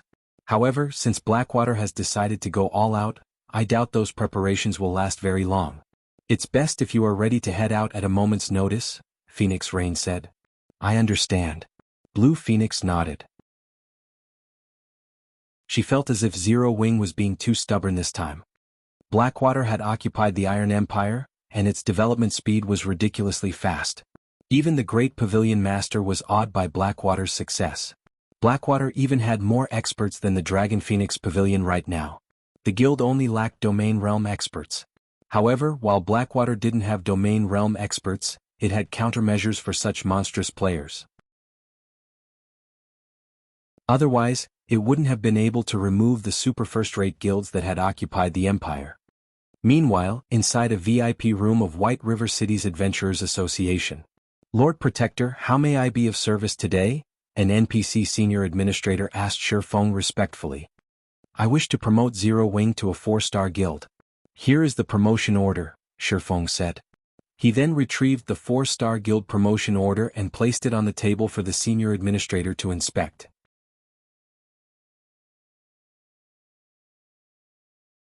Chapter 1855, Town Level Guild. Promotion to a 4-star guild? That won't be a problem, the NPC senior administrator said as he turned his eyes towards the purple golden token on the table. Once he saw the token, however, a look of surprise flashed across his face as he asked, Lord Protector, do you really intend to use this advanced 4-star guild promotion order? Is something wrong with it? Shifeng asked. Although he had noticed that the 4-star guild promotion order he had acquired was a different color than those he had seen in his previous life, it was a 4-star guild promotion order. He hadn't paid it much attention, assuming that the promotion order was slightly different since it had dropped from a world boss. Lord Protector, advanced 4-star guild promotion orders were produced when the Adventurers Association had first established. There are only 22 of these advanced promotion orders in existence scattered across God's Domains continent. They are considered a trial for adventurer guilds, and the more advanced promotion orders an adventurer guild collects, the higher its status will be, enjoying greater treatment in the Adventurer Association once it becomes a 4-star guild. If an adventurer guild collects 3 advanced 4-star guild promotion orders, it will be treated as a city-state level guild. If an adventurer guild collects 7 advanced promotion orders, it'll be treated as a kingdom-level guild. Currently you already have 1 advanced promotion order. If you collect another 2, the Adventurers Association will recognize your guild as a city-state, Lord Protector. However, if you promote your guild now, you will lose the opportunity and will have to climb the ranks slowly, starting as a town-level guild. Are you sure that you want to use this advanced 4-star guild promotion order now? After listening to the senior administrator's explanation, Shifeng looked at the purple gold token on the table, a little surprised. So, the Adventurers Association has this kind of method to elevate a guild status. Shi Feng understood what the statuses the senior administrator had mentioned represented. Other guilds would only come to learn and value the information after they were promoted to 4-star status. Once guilds reached 4-star status, they'd open a path in the Adventurers Association, gaining a temporary residence in every Adventurers Association across the continent of God's domain. From then on, members of 4-star guilds' base of operations wouldn't be limited to one or a few locations. They could expand their development across the entire continent and use the opportunity to increase the EXP and income they earned. This so-called path meant recognition from the Adventurers Association as an official guild. Official guilds would then be able to engage in adventurer guild work. However, even after becoming an official guild, guilds would receive varying benefits from the Adventurers Association. When a guild first became a 4-star guild, it would be treated as an ordinary level guild. If the guild wished to receive more support from the association, it would have to raise its status. The simplest method of doing so involved upgrading the guild status from ordinary to town level, city-state level, kingdom level, and finally, empire level. Depending on the guild's rank in the Adventurers Association, the guild would have access to different degrees of problems. At the ordinary level, guilds would be commissioned to solve civilian problems. Generally, these problems were similar to large-scale guild quests that required guilds to wipe out some demonic beasts harassing the civilian population. Only they might reward more EXP than ordinary large-scale guild quests. After an adventurer guild reached the town level, the Adventurers Association would acknowledge the guild's ability to solve a town's problems. Normally, town-level guilds would receive commissions from town nobles, and the rewards would be much better than ordinary-level commissions. Even when a town-level guild accepted a civilian commission, the quest would reward more than what an ordinary-level guild would receive. After all, a town-level guild was much stronger than an ordinary-level guild. When a guild reached city-state level, it proved to the Adventurers Association that it was strong enough to solve issues that plagued an entire region. Commissioned city-state level guilds generally received involved crusades against the dark forces in a particular area. Normally, to rise from ordinary level to city-state level, a guild had to complete a significant number of large-scale guild quests, slowly accumulating prestige in the Adventurers Association. Large-scale guild quests only awarded 3 to 5 prestige points, but becoming a town-level guild required 700 to 1,000 prestige, depending on where the guild's main headquarters was located. The number and quality of large-scale guild quests would differ depending on the size of its NPC city, so the more prosperous the city was, the more prestige a guild needed to increase its rank. "Thank you for the advice, but I have decided to go through with the promotion," Shi Feng said after giving the matter some thought. The revelation was indeed surprising. After all, just one advanced promotion order was enough to promote a guild to town level. Normally, it would take a large guild several years to achieve such a feat as for reaching the city-state levels. Not many large guilds would rise so high within their lifetimes. This was because promotion to the city-state level required a guild to complete a large-scale promotion quest in addition to earning enough prestige. This promotion quest was despairingly difficult. In the past, only a small number of second-rate guilds had completed the quest, yet a guild only needed 3 advanced promotion orders to become a city-state level guild. As for kingdom level, only a small number of first-rate guilds had reached that rank in the past. However, Shi Feng didn't have the time to search for more advanced 4-star guild promotion orders. Most importantly, he didn't have a clear idea of where to obtain them. Even if he knew that world bosses dropped them, he wasn't strong enough to hunt those bosses yet. He had only slain the Flame Demon King thanks to his quest. If he tried to raid a mythic-ranked world boss, he'd only be asking for a beating. Since Lord Protector has decided, the processing fees and guild residence reconstruction fees come to a total of 60,000 gold. However, due to your status, we can offer you a discount of 10,000 gold, dropping your total to 50,000 gold, the senior administrator said after making some calculations. 50,000? Doesn't a normal promotion to 4-star status only cost 12,000 gold? Shi Feng had already begun to retrieve the money from his bag, but after hearing the total cost, he froze with shock. As you are using the advanced 4-star guild promotion order, the promotion will require more work than usual. We also have to notify the various cities' nobles and announce the officialization of the Zero Wing Guild. Hence, the procedural fees are slightly higher, the senior administrator said. How fraudulent. The senior administrator's statement rendered Shi Feng speechless. However, when he thought about how Zero Wing would instantly become a town-level guild, he considered the cost relatively low. This was basically spending money to save time. Following which, he obediently took out 50,000 gold and handed it to the NPC. While he had seen to his quest, Phoenix Rain and Unyielding Heart had paid off the materials they had purchased, earning him another 120,000 gold. Otherwise, he wouldn't have been able to afford the promotion fees. Once the NPC confirmed Shifeng's payment, a series of system notifications reached Shifeng's ears.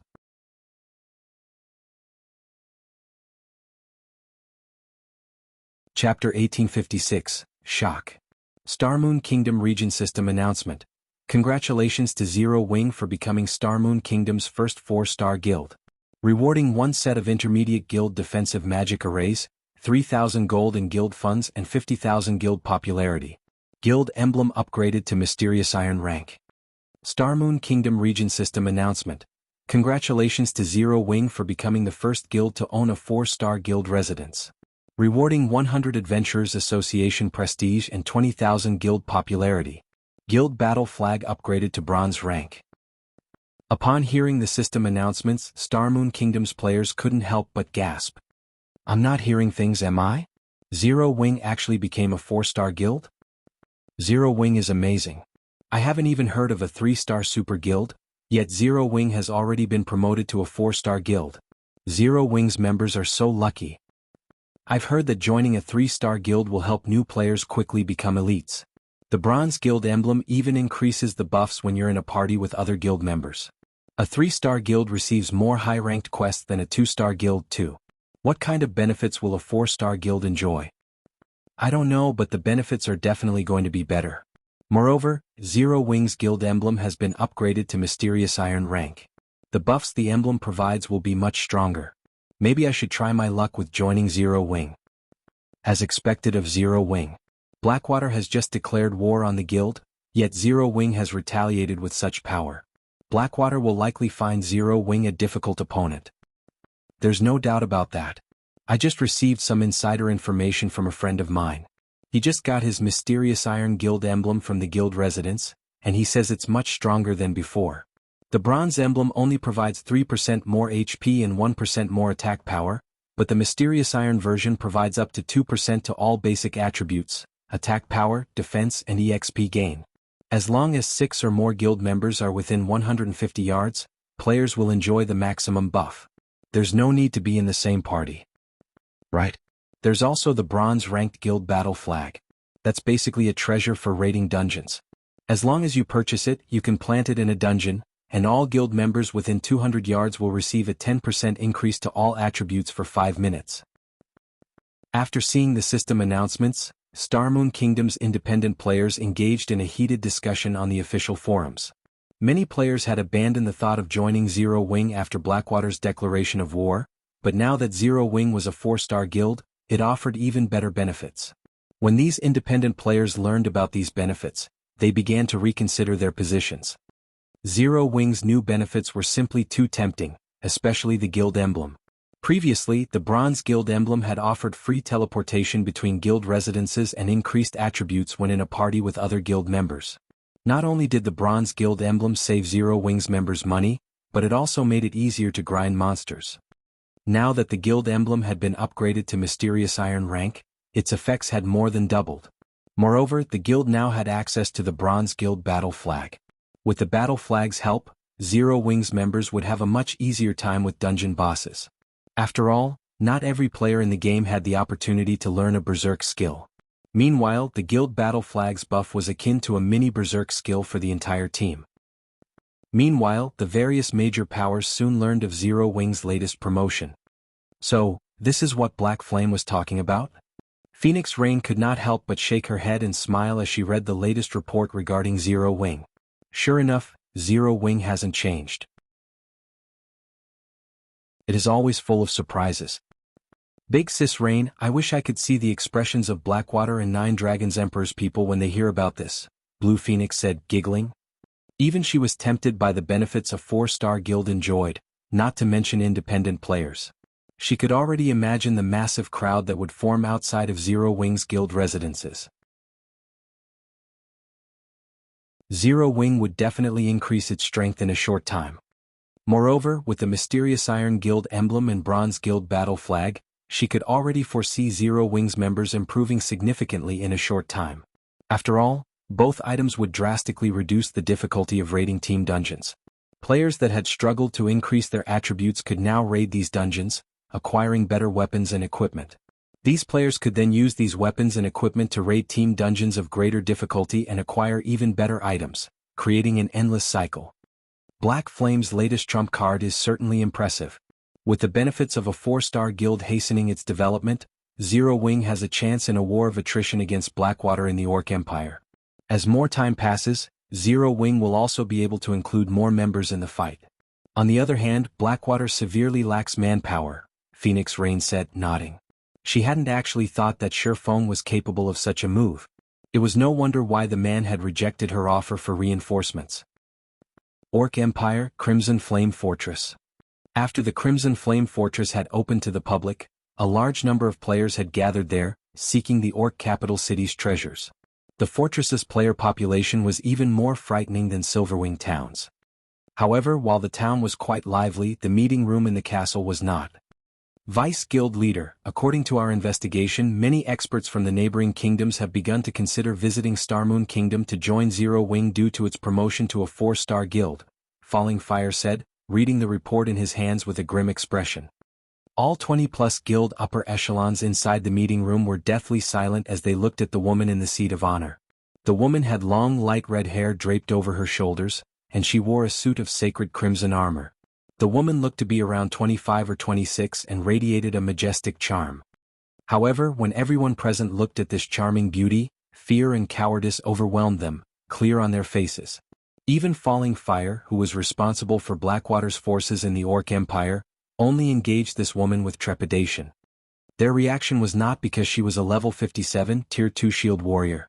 Rather, it was due to her identity as one of Blackwater's Vice Guild leaders and her title as the Iron Valkyrie, granted by the secret pavilion. Xuanwu Qisha. Despite her age, Xuanwu Qisha had become a master-level expert in the Blackwater Corporation's dojo. She was also one of the corporation's heirs. After joining God's domain, she had displayed monstrous talent. First, she had defeated over 50 experts on the God's domain experts list. Then, she had challenged several old monsters from the various super guilds before leading Blackwater's forces to dominate the Iron Empire, relying on her vicious tactics until she secured the guild's position as the Empire's overlord.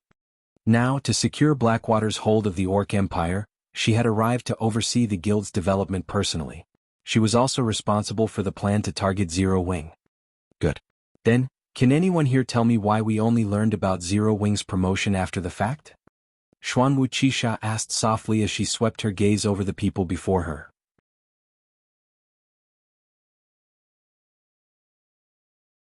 Chapter 1857, Airport. The atmosphere inside the quiet meeting room became even tenser at Xuanwu Qisha's question. After the silence continued for some time, a young man who was a level 56, Tier 2 assassin, stood up. Vice Guild Leader, my subordinates did not do their job properly and failed to notice Zero Wing's actions in time. Afterward, I'll have them transferred. No, I'll send them packing right away. The assassin youth said nervously. Blackwater has no need for incompetent people. When everyone present heard the intelligence team leader's decision, they did not express any opinions about it, neither did they feel surprised by it. After all, the Vice Guild leader before them was extremely vicious in her actions. Moreover, her viciousness wasn't limited to her enemies but extended to her allies as well. Xuanwu Qisha did not tolerate mistakes from her subordinates. A subordinate that slipped up would incur terrifying consequences. Not to mention, Zero Wing's promotion to 4-star guild was a huge incident, yet the intelligence team spying on Zero Wing had actually failed to get any hint of it. Well said. Xuanwu Qisha smiled, clapping her hands as she walked up to the assassin youth. In that case, you can also get lost now. Following Xuanwu Qisha's words, everyone in the room received a notification that the assassin youth had been expelled from the guild and was no longer a member of Blackwater. Vice Guild Leader. Aye. When the assassin youth saw the expulsion notice, he turned to Xuanwu Qisha in shock. He had never thought that she would actually remove a managerial figure like himself just like that. Just as the assassin youth was about to say something more, Xuanwu Qisha suddenly unsheathed the sword hanging from her waist and sent a dark purple arc cutting at him. Before the assassin youth could even react, his vision started darkening. A moment later, the assassin youth's body collapsed to the ground, and multiple weapons and equipment dropped beside his body. After the assassin youth died, his corpse slowly disintegrated, transforming into dark purple smoke. The smoke then flowed into Wuxia's sword. Everyone inside the room could faintly hear agonizing screams coming from the purple smoke. Suddenly, fear permeated the entire room. Everyone present looked at Wuxia with a dumbfounded expression. The assassin youth, named Grey Blade, was the vice commander of the Empire Branch Guild's main force. At the same time, he was the head of the Branch Guild's intelligence department. Despite his high position, Wuxia had actually expelled him after just a few words. She had even killed Grey Blade without hesitation. This situation evoked an unprecedented fear in everyone. They could tell that Grey Blade had not died an ordinary death. Otherwise, the assassin youth wouldn't have dropped over half of the weapons and equipment he wielded and let loose such soul-piercing cries. He also definitely did not lose just one level. Once Grey Blade resurrected, his account would most likely be crippled. After Wuxia sheathed the glowing purple sword she wielded, no one inside the meeting room dared to look at her in the eye. Everyone simply lowered their heads and fixed their eyes on the floor, deeply afraid of becoming the next Grey Blade. Snow Scar, you'll take over his job from now on. I believe you won't disappoint me, right?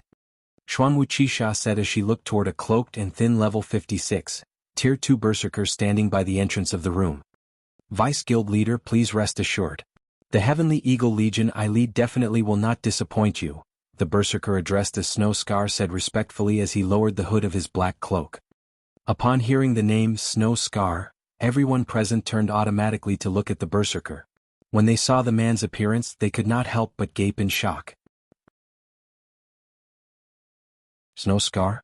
Isn't he the #1 berserker of the super first-rate guild Puzzled Star?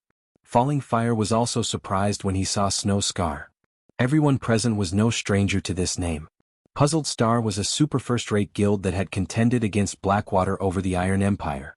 Meanwhile, among Puzzled Star's forces, the berserker named Snow Scar had given Blackwater plenty of headaches. Yet now, Snow Scar had actually joined Blackwater. Moreover, he had even become one of Wuxia's direct subordinates. This revelation was simply too shocking. Since Zero Wing plans on using the benefits of a 4-star guild to fight a war of attrition with us, let's play along with them, Wuxia said as she eyed the map of the Empire displayed at the center of the meeting table. When she looked at the terrain around Silverwing City, the corners of her lips curled up slightly. The Iron Empire has become very boring lately now that no more enemies remain there. Hopefully, Zero Wing can bring me some entertainment. Meanwhile, inside Zero Wing's residence in White River City, the atmosphere was extremely lively. Due to Zero Wing's promotion to 4-star guild, the guild residence in White River City had gotten upgraded into a 4-star residence. The new guild residence was much more majestic than before. The guild hall was now a massive 9-story tall building. Not only were there more private rooms available, but even the first-floor lobby had undergone significant changes. Now, aside from the counter that issued high-ranking quests, there was also a counter operated by the Adventurers Association inside the lobby. This counter allowed players to pick up high-ranking quests that were normally out of reach. Meanwhile, these quests could help Tier 2 players not only quickly raise their reputation in the Adventurers Association but also acquire tons of EXP and remuneration. Guild Leader, thus far the number of applicants for the guild test has increased by 50%. Many of our guild's experts have also started forming teams with elite members to raid level 50 team dungeons.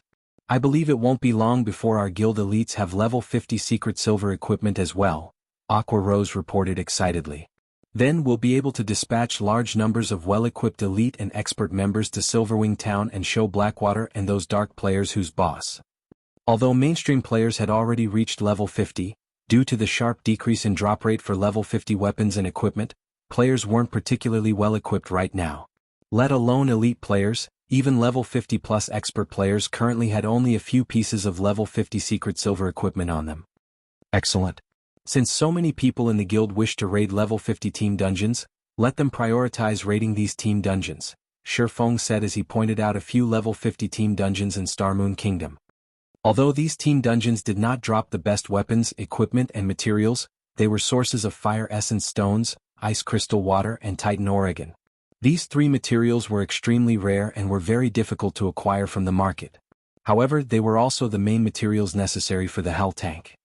Currently, due to Zero Wing's promotion to 4-star guild, the guild's fame had skyrocketed, and the guild's growth potential had risen considerably. As a result of this change, however, the guild had also earned the attention of many superpowers. Originally, he had planned on directly taking control of the secret stone fortress.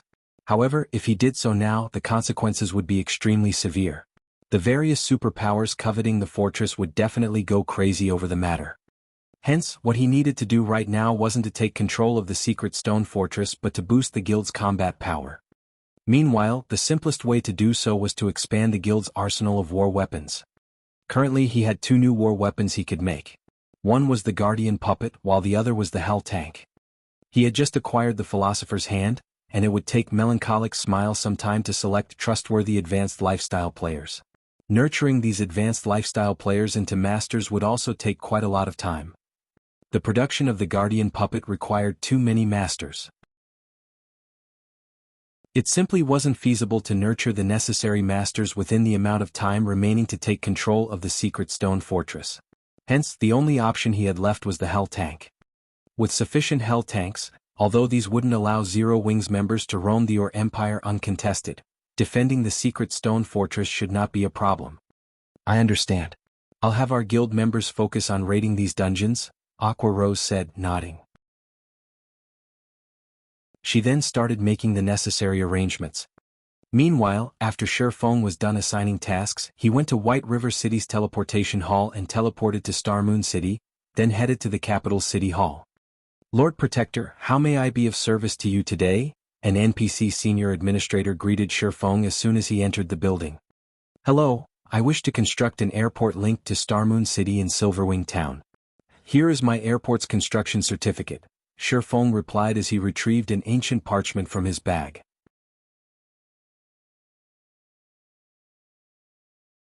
Chapter 1858, Medium Airship.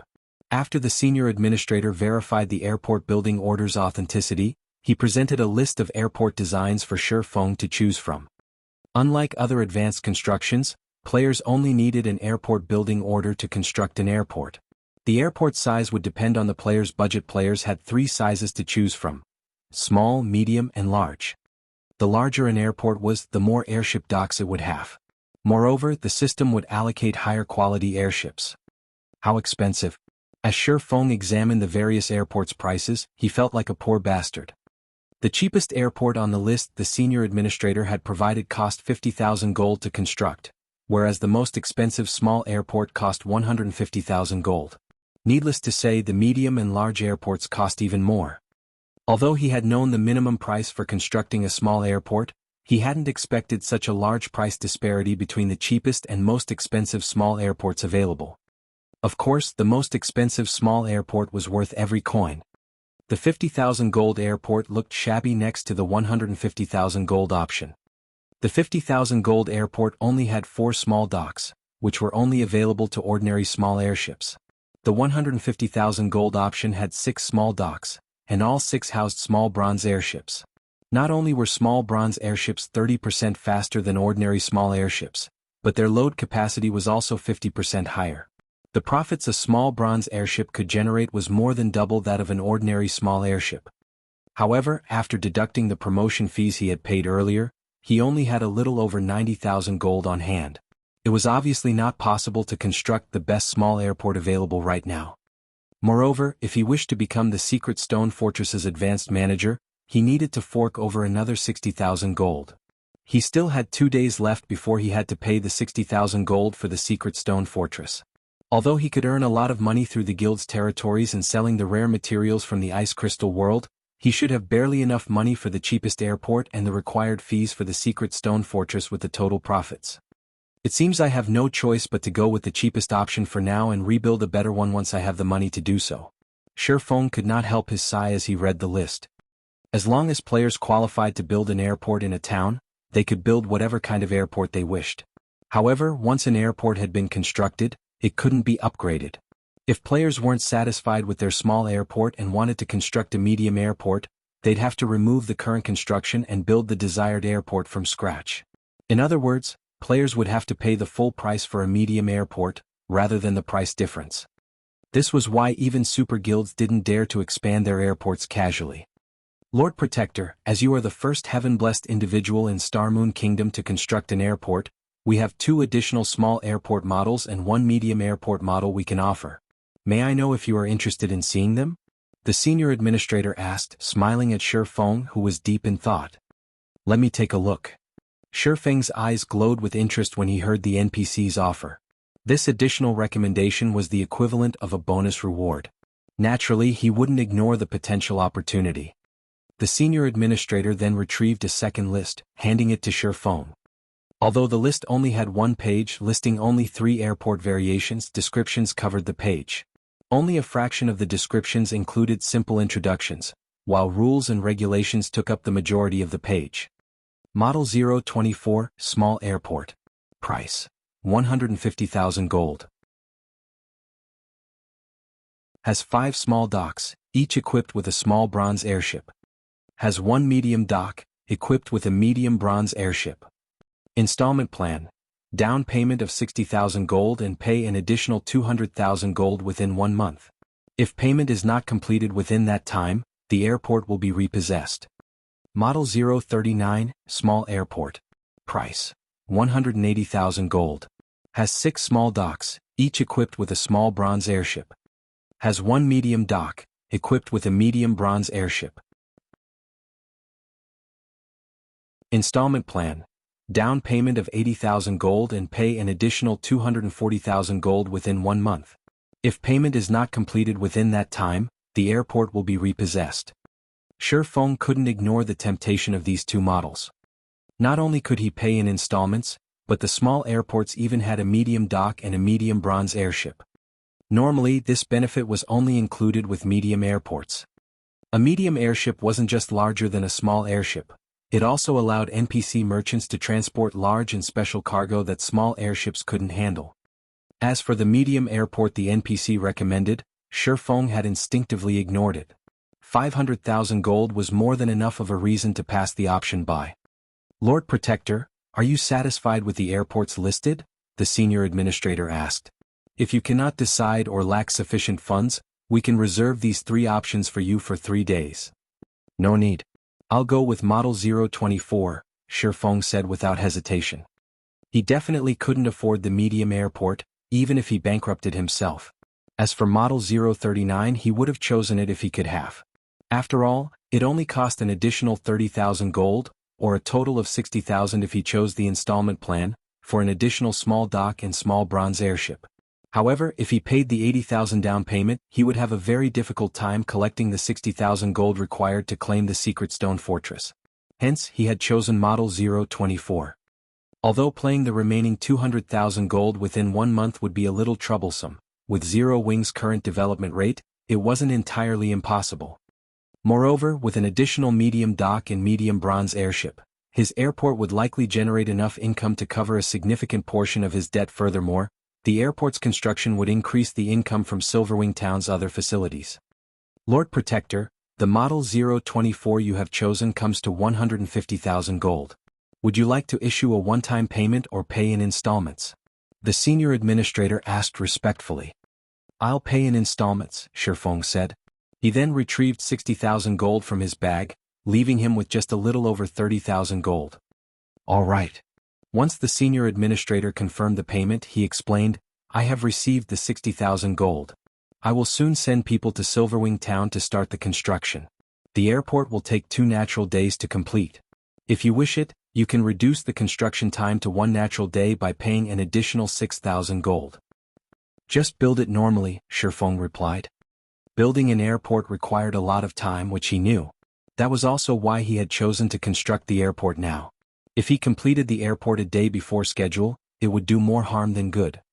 Once Shi Feng finished with the airport selection, he returned to White River City's candlelight trading firm. He had to set aside his original plan of helping Cola and Alluring Summer level up, sending the 2 to Beslow Hills, a neutral map near Star Moon Kingdom, once they had formed a 6-man party instead. The Beslow Hills was a level 70 neutral map and home to the undead. Although the monsters there were roughly as strong as the monsters in the Flame Demon's Valley, the party would face far less danger than in the valley.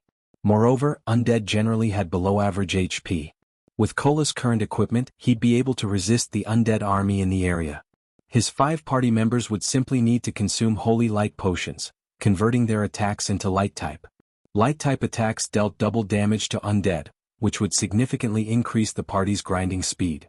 Many of Starmoon Kingdom's large guilds had used this method to power-level new low-level members in the past. The only downside to this was that undead monsters were very poor. Even after killing an army of several hundred undead, one wouldn't earn enough money to cover the cost of a single holy light potion. After making the necessary arrangements for Cola and alluring Summer's leveling, Shifeng returned to his special forging room in the candlelight trading firm. He then took the subclass dark gold design from his bag. Anticipation flashed in Shifeng's eyes as he gazed at the blank parchment before him. He then pulled the Hell Tank design from his bag. The Hell Tank required multiple subclasses to craft its various components. The Forger subclass was only one of them. Among the parts the Forger subclass had to craft, the most important were the power source and the sturdy outer shell. As an intermediate tank, both were fine gold rank. If he could upgrade one of them to dark gold rank, it would definitely improve the overall Hell Tank. With his current forging standards, modifying the Hell Tank's power source or outer shell would be impossible. Not even an advanced master forger was guaranteed to accomplish the task.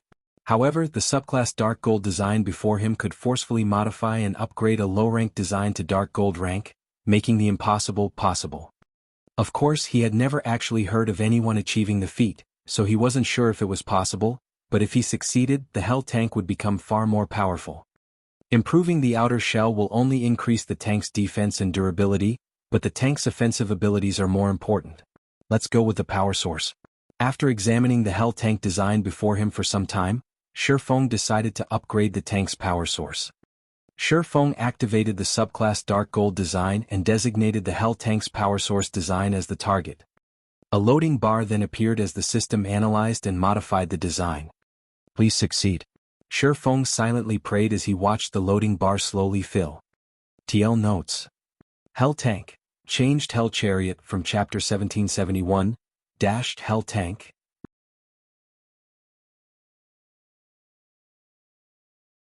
Chapter 1859, Improved Power Source. As the light blue loading bar filled, the analysis began to take more time to complete.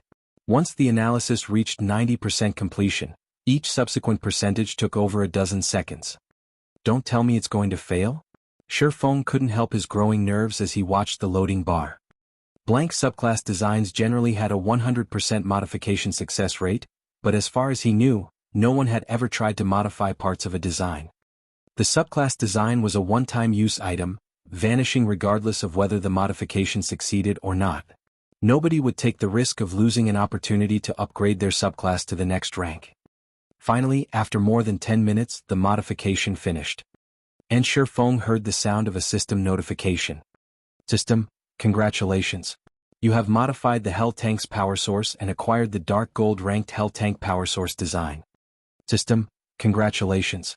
You have created the dark gold ranked Hell Tank power source design. Wonderful.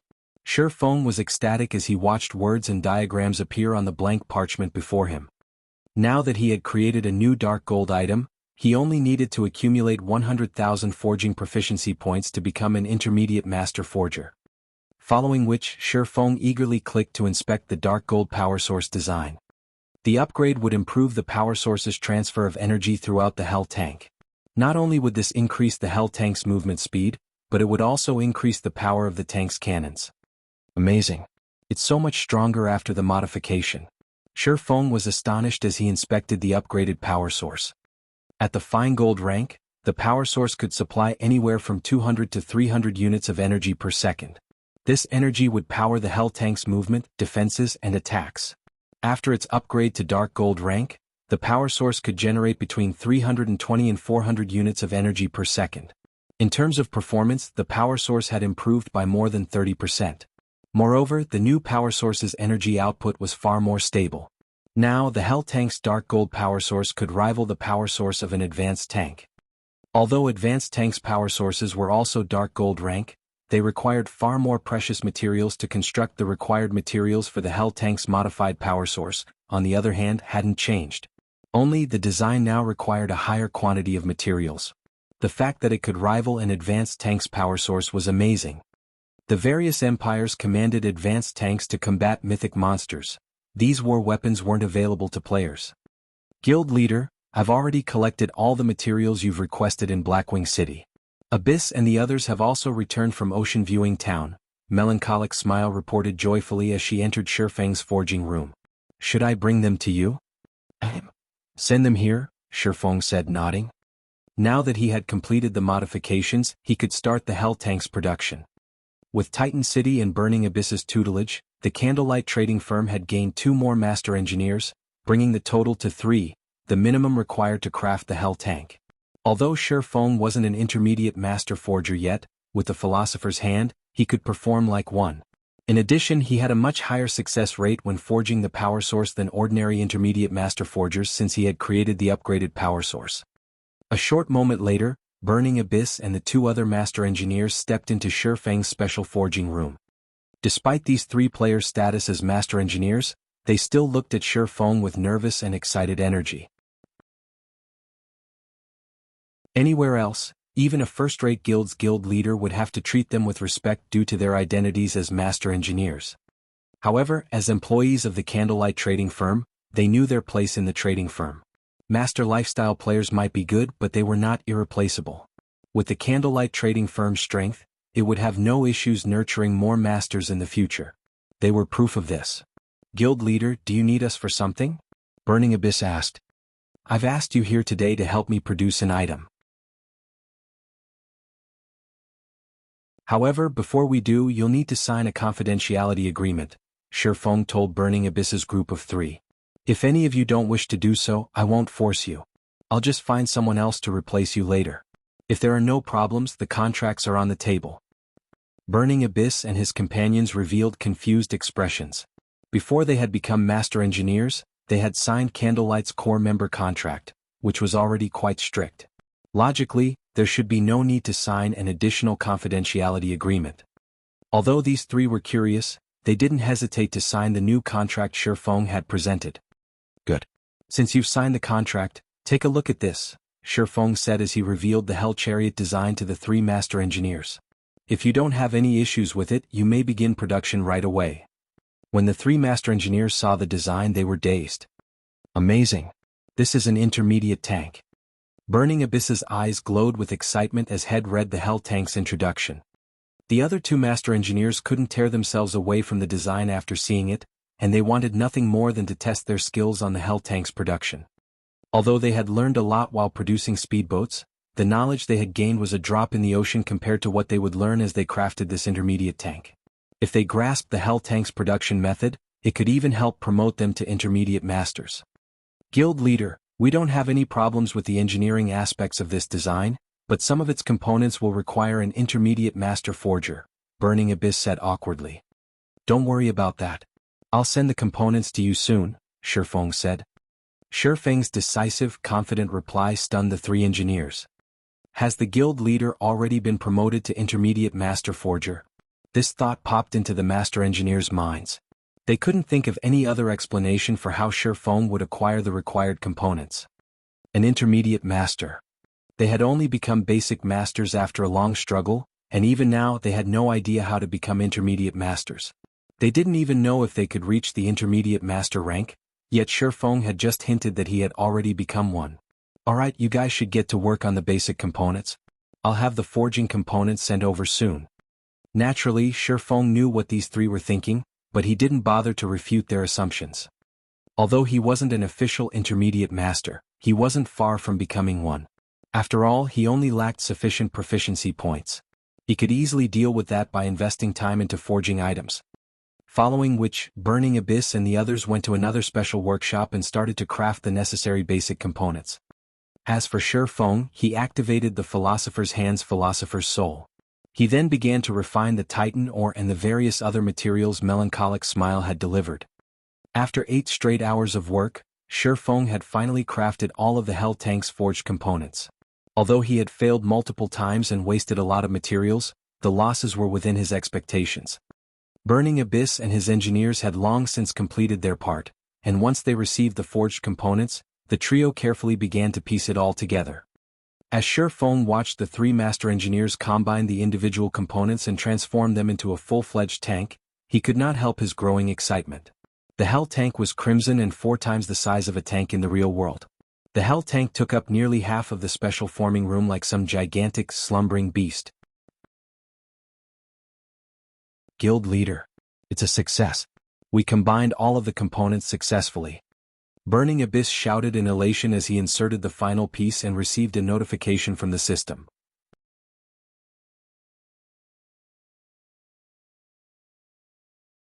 Chapter I-860 New Hell Tank. Burning Abyss's joyful voice echoed inside the spacious and messy special workshop. When the other 2 master engineers saw the cold, pitch-black Hell tank before them, they too could not help but become excited. As the makers of the Hell tank, they knew very clearly just how amazing it was. The Hell tank's armor was made from Titan ore, an incomparably tough material that was basically indestructible to current players. If players couldn't damage the Hell tank's armor, then they wouldn't be able to reduce its durability either. With the frightening mana output of the Hell tank's power source, the tank would be capable of rolling over any Tier 3 monsters in its path. As for Tier 2 players, they were no different from powerless children before the Hell tank. The destructive power of the Hell tank's body itself was already plenty troublesome to players, what more the firepower the Hell tank possessed. When they thought about fielding the Hell tank in combat in the future, they could easily imagine the Hell tank's destructive power instilling fear into their enemies. They really wished they could put the Hell tank to use right away. Excellent. Shifeng also could not help a little excitement as he looked at the completed Hell tank. Burning Abyss and the other 2 only understood that the Hell tank was a very powerful weapon. However, they failed to appreciate what an intermediate tank represented, never having witnessed how frightening an existence an intermediate tank was when used against players out in the fields. Even a 100-man Tier 2 expert team would be helpless against a fully armed intermediate tank. There would only be one outcome: death. The powerful armor of an intermediate tank was not something that Tier 2 skills and spells could destroy. Only Tier 3 attacks stood a chance of damaging an intermediate tank slightly. Hence, for Tier 2 players, going up against an intermediate tank would be akin to raiding an invincible monster. However, the immunity to Tier 2 attacks and below still wasn't the most amazing aspect of an intermediate tank. The crucial detail about an intermediate tank was its speed and power.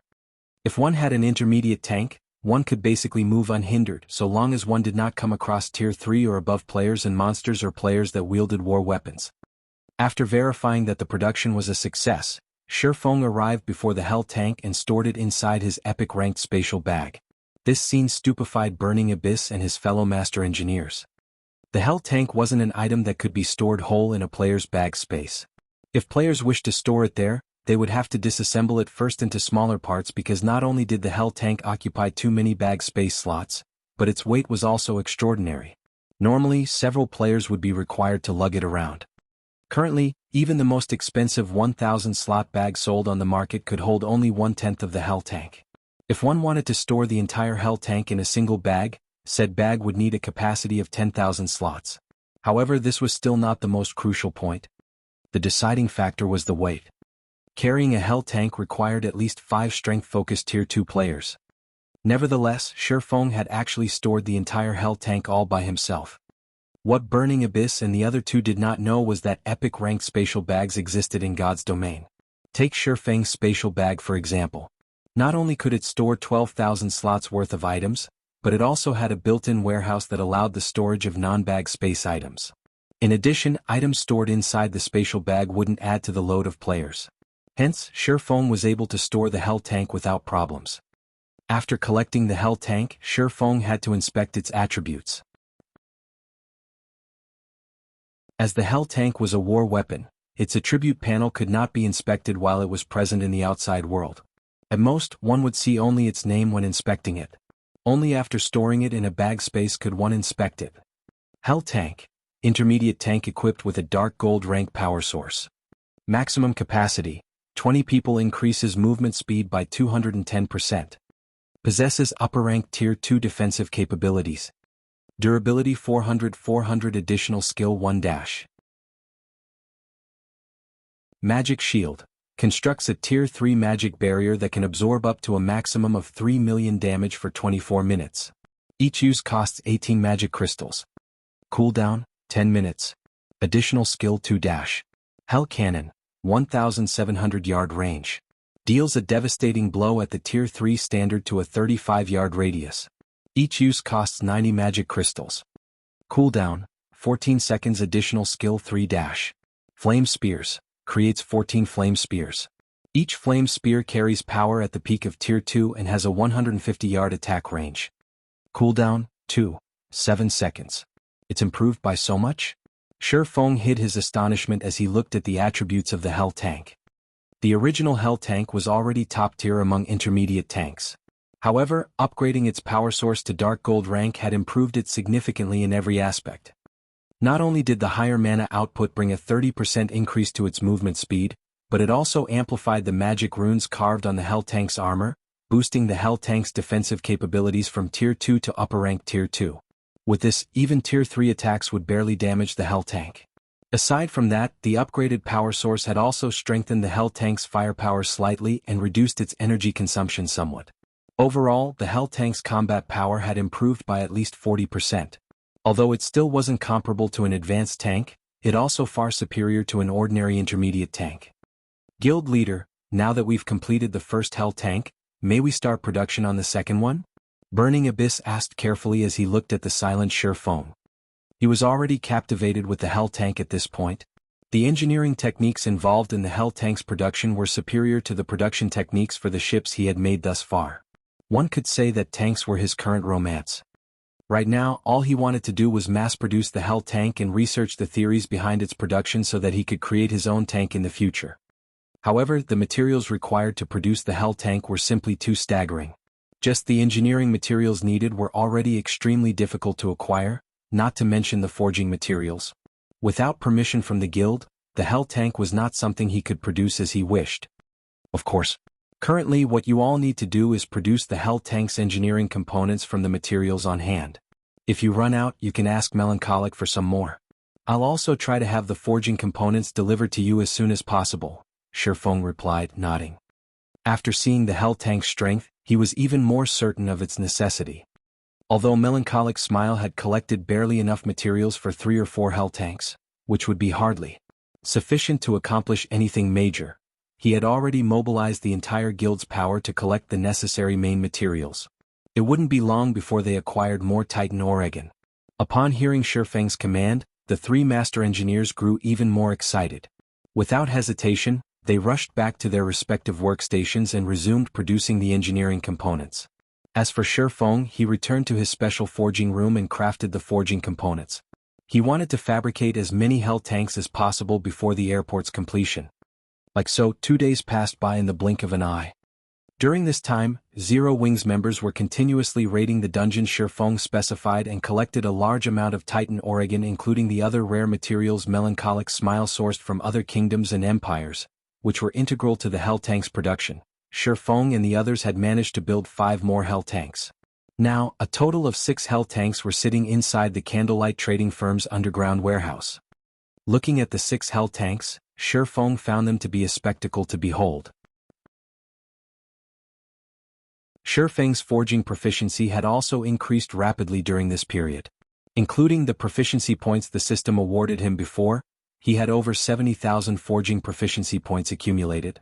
He now needed just a little over 20,000 points to officially reach the intermediate master rank. As Shi Feng was considering producing the components for the 7th Hell Tank, he suddenly received a system notification. System: the construction of Silverwing Town's airport is completed. Please check and ratify the construction work.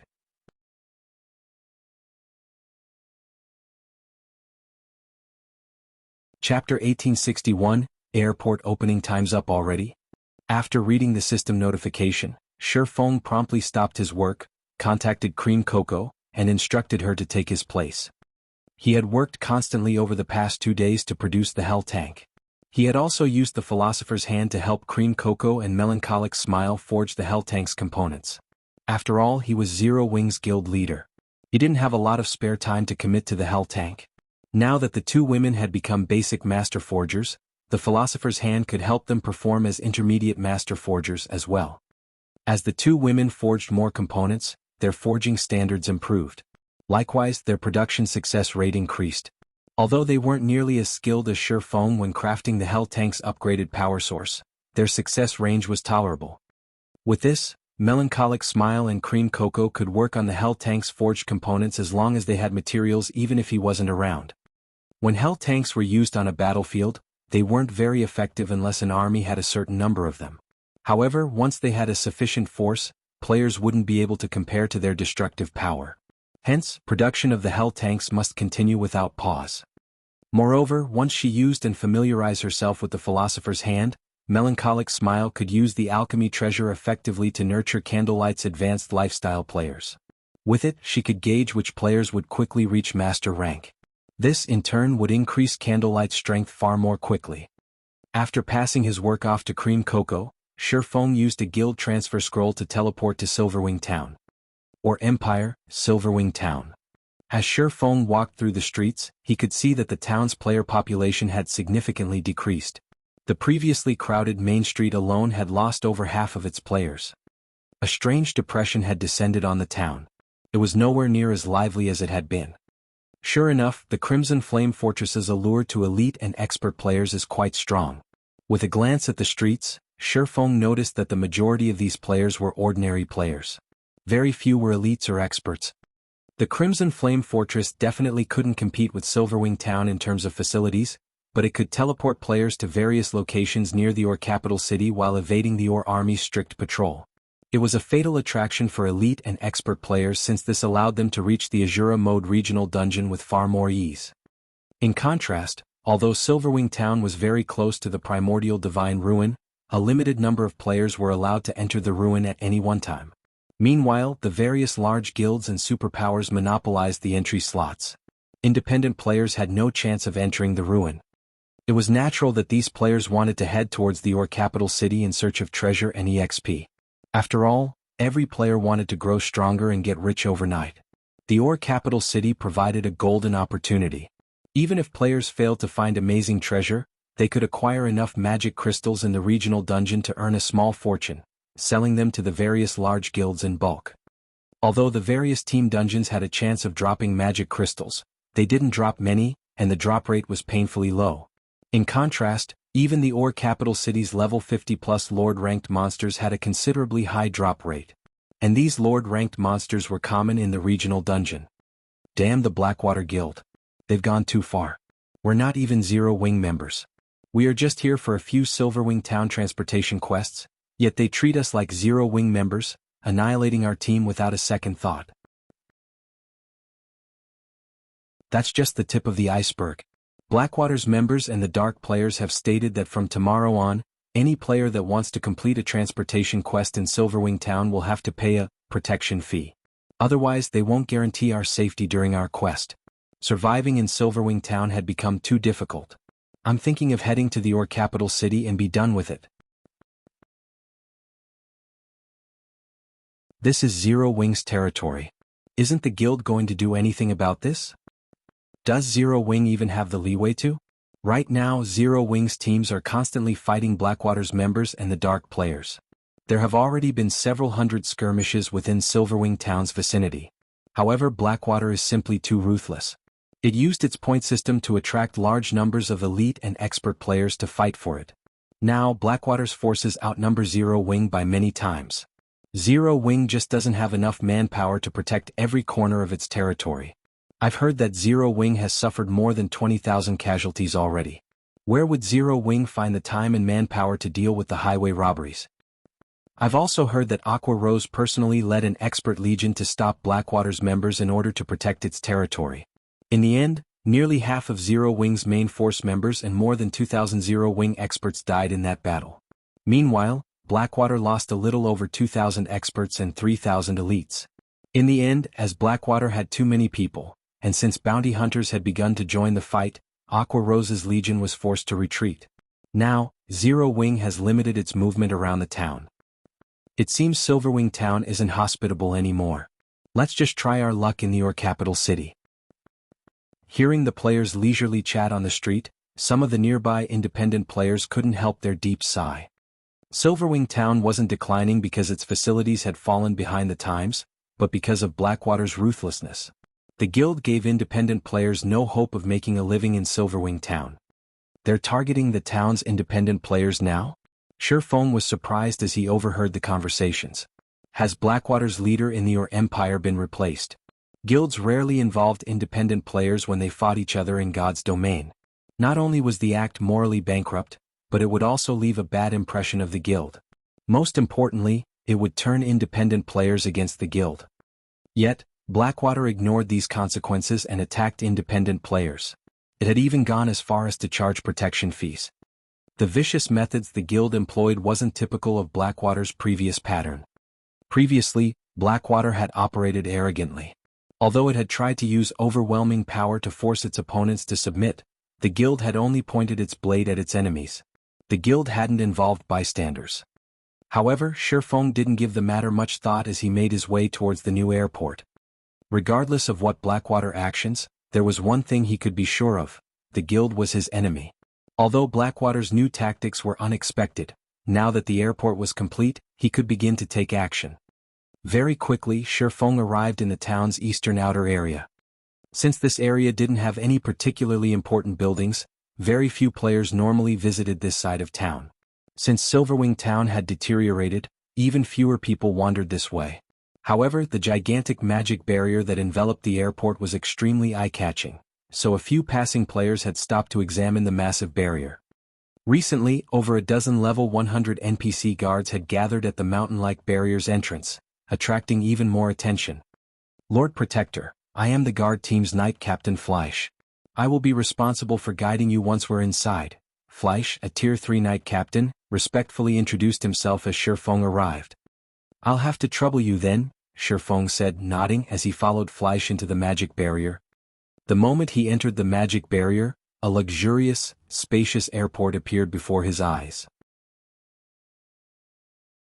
Icy cold, metallic airships, radiating a manufactured aura, filled the airport, which could practically rival the medium airports he remembered from his previous life.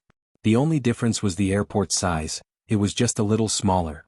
Lord Protector, this is a special model small airport. It has a total of 5 small docks and 1 medium dock. Each dock comes with its own airship. The airport's operation will require 150 people and 50 people to guard it. The 5 small airships will require 25 intermediate machinists to fly, and the medium airship will require 8 advanced machinists. Once the personnel has been assigned, the airport can open to the public, Fleisch explained as he guided Shifeng through the airport. As you are a city protector, we can help recruit these people for you. However, you will have to pay a monthly employment fee of 4,000 gold. Alright. Let's go with that. Shifeng had, more or less, learned about airport's personnel requirements during his previous life. Finding the required staff to operate the airport was relatively easy, but finding the appropriate machinists wasn't. The machinist subclass was quite special and rare. It required one to have the engineer, forger, and magician subclasses.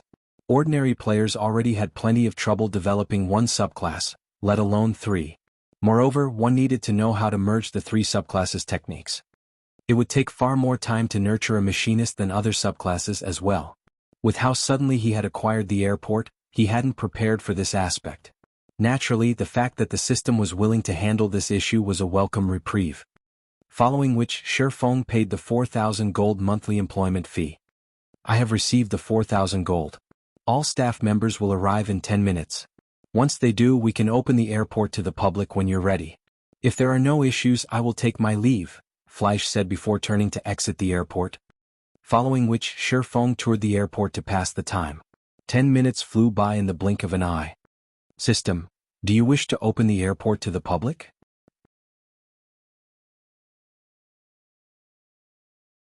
Chapter 1862, Situation Changes.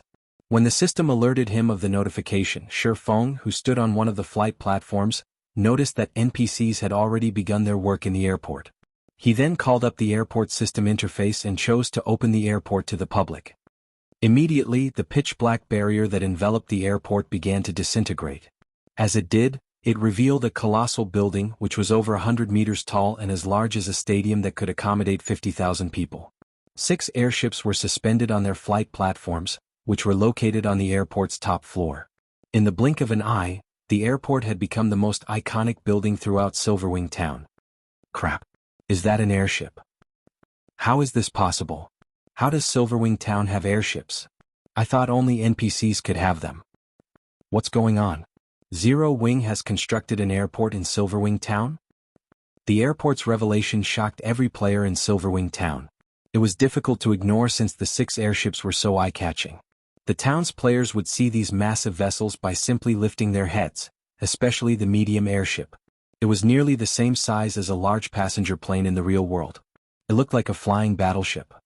As everyone discussed the airport, the sound of a system notification reached their ears. Or Empire Region System announcement. Congratulations to Silverwing Town for being the first to construct an airport in the Or Empire. Rewarding Silverwing Town 30,000 popularity and 1 city passage order. The system announcement repeated 3 times, confirming players' suspicions. Are you kidding me? That's really an airport. Zero Wing actually built one.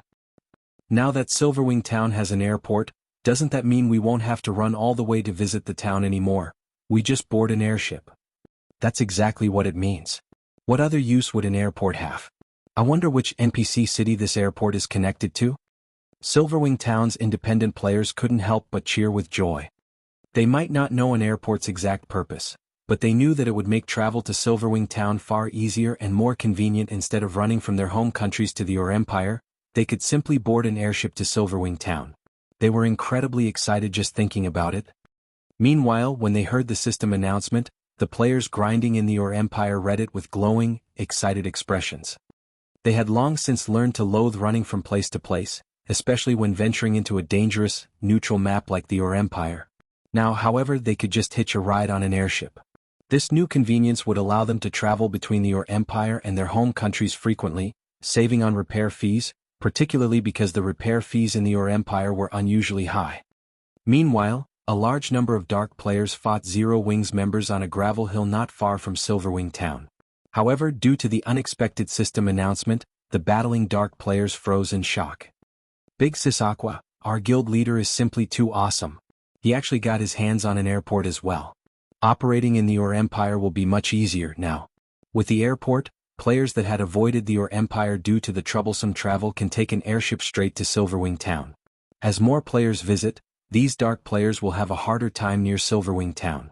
Moreover, with so many independent players, it'll be impossible for Blackwater to continue suppressing Silverwing Town, Turtledove exclaimed as she watched the Dark players slide to a halt. Since so many Dark players had gone overboard, even Zero Wing's main force members such as herself had been forced to take action. Not only were there so many of these Dark players, but there were also a few extremely powerful experts among them. They moved stealthily as well, making them incredibly challenging to defeat. This had given their team a huge headache. However, with Silverwing Town's new airport, their problems could be easily solved. It wouldn't be long before the news of the airport reached the neighboring countries. The Dark players' momentum continued to increase because normal players had such difficulty visiting the Or Empire. In contrast, since the Or Empire was allied with the Dark forces, Dark players could teleport to the Or capital city directly. However, now that Silverwing Town had an airport, normal players could travel into the Or Empire with relative ease. To Dark players, this was definitely not good news. This would turn the tables on them in the Or Empire. Not only would this allow normal players to earn glory points by killing Dark players in the Or Empire, but they could also acquire the Dark players' weapons and equipment, killing 2 birds with 1 stone. Once the airport gained popularity and independent players flooded into the Empire, Dark players would have an even worse time in the Or Empire than they did in human kingdoms and empires. Indeed. But we can't let down our guard. Blackwater and Beast Emperor are our main enemies. Based on the latest reports, Blackwater has dispatched its capable vice guild leader, Wuxia, to lead the fight in the Empire. Wuxia's actions thus far have been minor tricks to wear us down. If Wuxia takes this seriously, we'll definitely be in trouble. Aqua Rose nodded in agreement with Turtledove's estimation when she saw the Dark players' panicked expressions, but she also offered her teammates a warning. Neither Blackwater nor Beast Emperor had taken any direct action yet. The two forces had been relying on others to do their dirty work, yet they'd forced Zero Wing into such a precarious position. Big Sis Aqua, the guild leader, has asked us to return. He says that he has something he wants to discuss with us, Flying Shadow said. I understand. Let's retreat then, Aqua Rose said. With a last glance at the scattering dark players, she gave up the idea of chasing them down and led her team back to Silverwing Town. Now that the airport had been constructed, the dark players' days were numbered. Even if Zero Wing didn't try to exterminate these pests, these dark players wouldn't dare linger near Silverwing Town. Silverwing Town, Zero Wing's residence.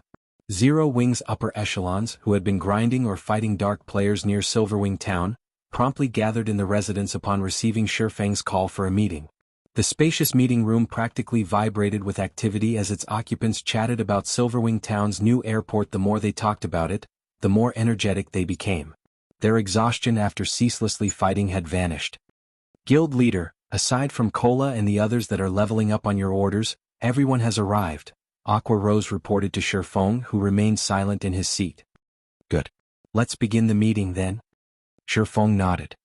Following which, Aqua Rose stood from her seat with a light cough. Immediately, the meeting room fell silent as everyone turned toward the guild leader's throne, wondering about the purpose of today's meeting. I'm sure you all know about Silverwing Town's recent development. I believe that all of you have had your hands full with the fight against the Dark players and Blackwater's members. You should have also noticed that we have been forced to shrink our territory around Silverwing Town, Shifeng said and gestured, calling up the Or Empire's regional map in the center of the meeting table.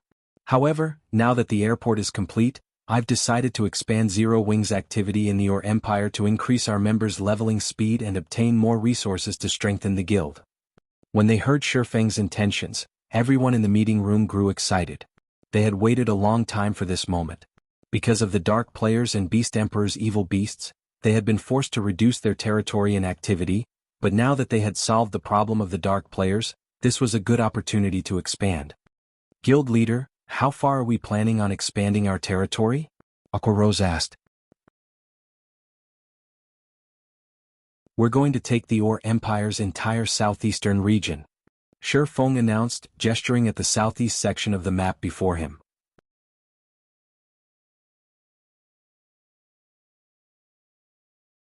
Chapter 1863, Expansion Plan.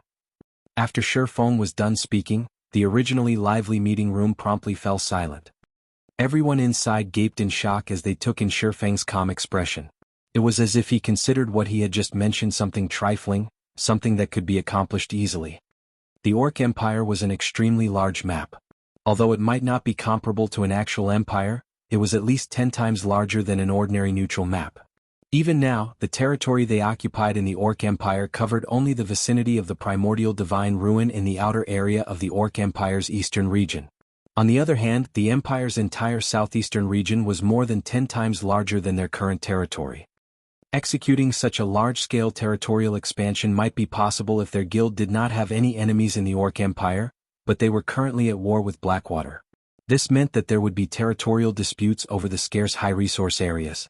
In order to ensure that guild members would be able to develop themselves normally in these areas, they would have to increase the manpower allocation to these areas in order to ensure their advantage. However, their forces were already stretched thin just defending their current territory. Spreading their forces further would allow Blackwater and Beast Emperor to deal them a severe blow. Nowadays, not only did Blackwater's members in the Orc Empire greatly outnumbered Zero Wings, but due to Blackwater's bounty system, there were also a large number of experts hunting Zero Wings members. Now, the only reason why they could afford an expansion was the solution of the Dark player problem. Doing so guaranteed that guild members could grind efficiently and acquire all sorts of resources. However, attempting to expand their territory in the Orc Empire to more than 10 times its current size would simply be counterproductive. After all, Zero Wing did not have the strength or manpower to defend such a large area. Without sufficient manpower for surveillance and patrol squads, the guild's teams would very easily be surrounded and annihilated by Blackwater's and Beast Emperor's armies. In God's domain, guild teams caused quite a commotion when grinding or conducting large-scale quests, especially when operating in high-resource areas. Their movements were easily detectable. Hence, whenever guild teams were conducting an operation, They needed people constantly patrolling and monitoring the surroundings to prevent getting ambushed and surrounded by enemies. Moreover, even if they dealt with the manpower problem by moving more members from Starmoon Kingdom to the Orc Empire, the players tasked with surveillance and patrols needed to have sufficient strength. Otherwise, they would end up getting killed by some random party from the enemy. It might be fine if these players were killed once or twice, but if the frequency grew too high, these players would end up crippled. Not to mention, the players tasked with surveillance and patrol had to be capable of executing proper defenses and buying time. After all, compared to a large team of players, a small group of players would have an easier time escaping. Hence, players tasked with surveillance and patrol needed to be able to buy time for the larger team to retreat. Without sufficient strength, players simply wouldn't be up to such a task. Guild Leader. Although we can acquire more high-resource areas by expanding our territory and increase the guild's development speed, with our current strength, we simply can't afford to defend such a large area. This expansion will just end up backfiring on us and give Blackwater the opportunity to weaken our expert and elite players. Aqua Rose then added, "My suggestion is to occupy 2 or 3 high-resource areas first. If it's just that much, we'll have enough manpower and strength to defend these areas. Once we stabilize our strength, we can then proceed with occupying more high-resource areas." The crowd inside the room expressed their agreement after hearing Aqua Rose's suggestion. While expanding Zero Wing's territory by more than 10 times would indeed increase the guild members' leveling speed significantly and rake in a lot of wealth, that was dependent on them being able to defend their territory. If their members were to get killed repeatedly by Blackwater's and Beast Emperor's forces, then the expansion would just do more harm than good to their guild. While it is indeed good to take things step by step, we simply do not have the time for that right now, Shifeng said, shaking his head. If we go by the current number of members we have in Silverwing Town, your suggestion is indeed excellent. However, I plan to transfer at least 150,000 members from Starmoon Kingdom once we're done with the expansion. If we occupy just 3 high-resource areas, there simply wouldn't be enough resources to go around. 150,000? Aqua Rose could not help but be shocked by Shifeng's words. Why are we suddenly transferring so many people over? Thus far, Zero Wing had only 120,000 members operating in Silverwing Town. Moreover, this number was a result of Silverwing Town recently becoming an intermediate town. If the number of guild members operating in Silverwing Town more than doubled, the current leveling resources available around Silverwing Town wouldn't be enough to allow them all to develop rapidly. Moreover, due to the appearance of the airport, the leveling resources available within the vicinity of Silverwing Town would soon face further pressure from the influx of independent players. Everyone else in the meeting room also gasped at Shifeng's statement. They simply could not understand what was going through Shifeng's mind. Their guild leader's plan was ludicrous. While increasing the number of guild members operating in the Orc Empire would bolster Silverwing Town's strength, at the end of the day, God's Domain was still a virtual reality game. In every virtual reality game, leveling resources were finite. Each leveling area had only so much resources available. Too many players sharing them would impact the leveling speed of these players. Although transferring so many guild members over would increase Zero Wing's momentum in the Orc Empire within a short period, as more time passed, Zero Wing's members would fall behind Blackwater's members in terms of both levels and equipment. This was also the reason why the various superpowers did not concentrate all their members in a single location, despite having a huge advantage in strength and numbers. Even if a superpower were trying to target a power in a particular area, it would only dispatch a small number of expert and elite members. This way, not only would it increase the guild's overall strength in the area, but it also wouldn't affect the other guild members operating in the affected area. In the case of Blackwater, the reason why it could dispatch so many players into the Orc Empire without affecting its guild members' development was the Crimson Flame Fortress and the guild's cooperation with Beast Emperor. With these two factors, Blackwater was free to monopolize all kinds of resources in the Orc Empire. The current super guilds and super first-rate guilds definitely wouldn't be able to match Blackwater's feat. I believe you all know about the secret stone fortress that recently appeared in the Orc Empire, Shifeng said.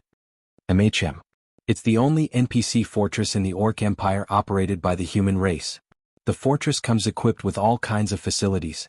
At the same time, it is extremely close to the Orc Empire's inner area. One could say that it is a rest stop for players trying to move from the Orc Empire's outer area to the inner area. Moreover, it is also close to the inner area's Copper Mountain Fortress, which is extremely rich in resources. If we utilize the Secret Stone Fortress's teleportation ability, we could teleport to the vicinity of the Copper Mountain Fortress. Due to this reason, many guilds have set their sights on the Secret Stone Fortress already.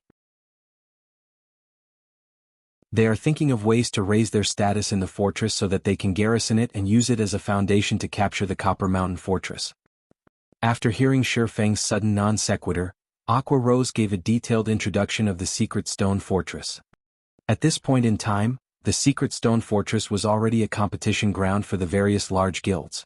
Particularly after witnessing the Crimson Flame Fortress's daily income, the various superpowers were extremely eager to control a fortress of their own. That's right. Originally, I wanted to keep this matter a secret. However, there is no longer a need to do so, Shifeng said, nodding. He then swept a glance at everyone present and added, through completing a quest, I have already acquired the rights to garrison the Secret Stone Fortress. I believe you all should understand what this entails. You're tuning in to the Han Li's Wuxia Adventures YouTube channel. We're so grateful for your support, and don't forget to subscribe to join us on this incredible journey through captivating stories. Your generosity through donations truly makes a world of difference, as it's the primary source of revenue that allows me to expand and enhance this channel for you. Thank you from the bottom of my heart for being a part of this adventure.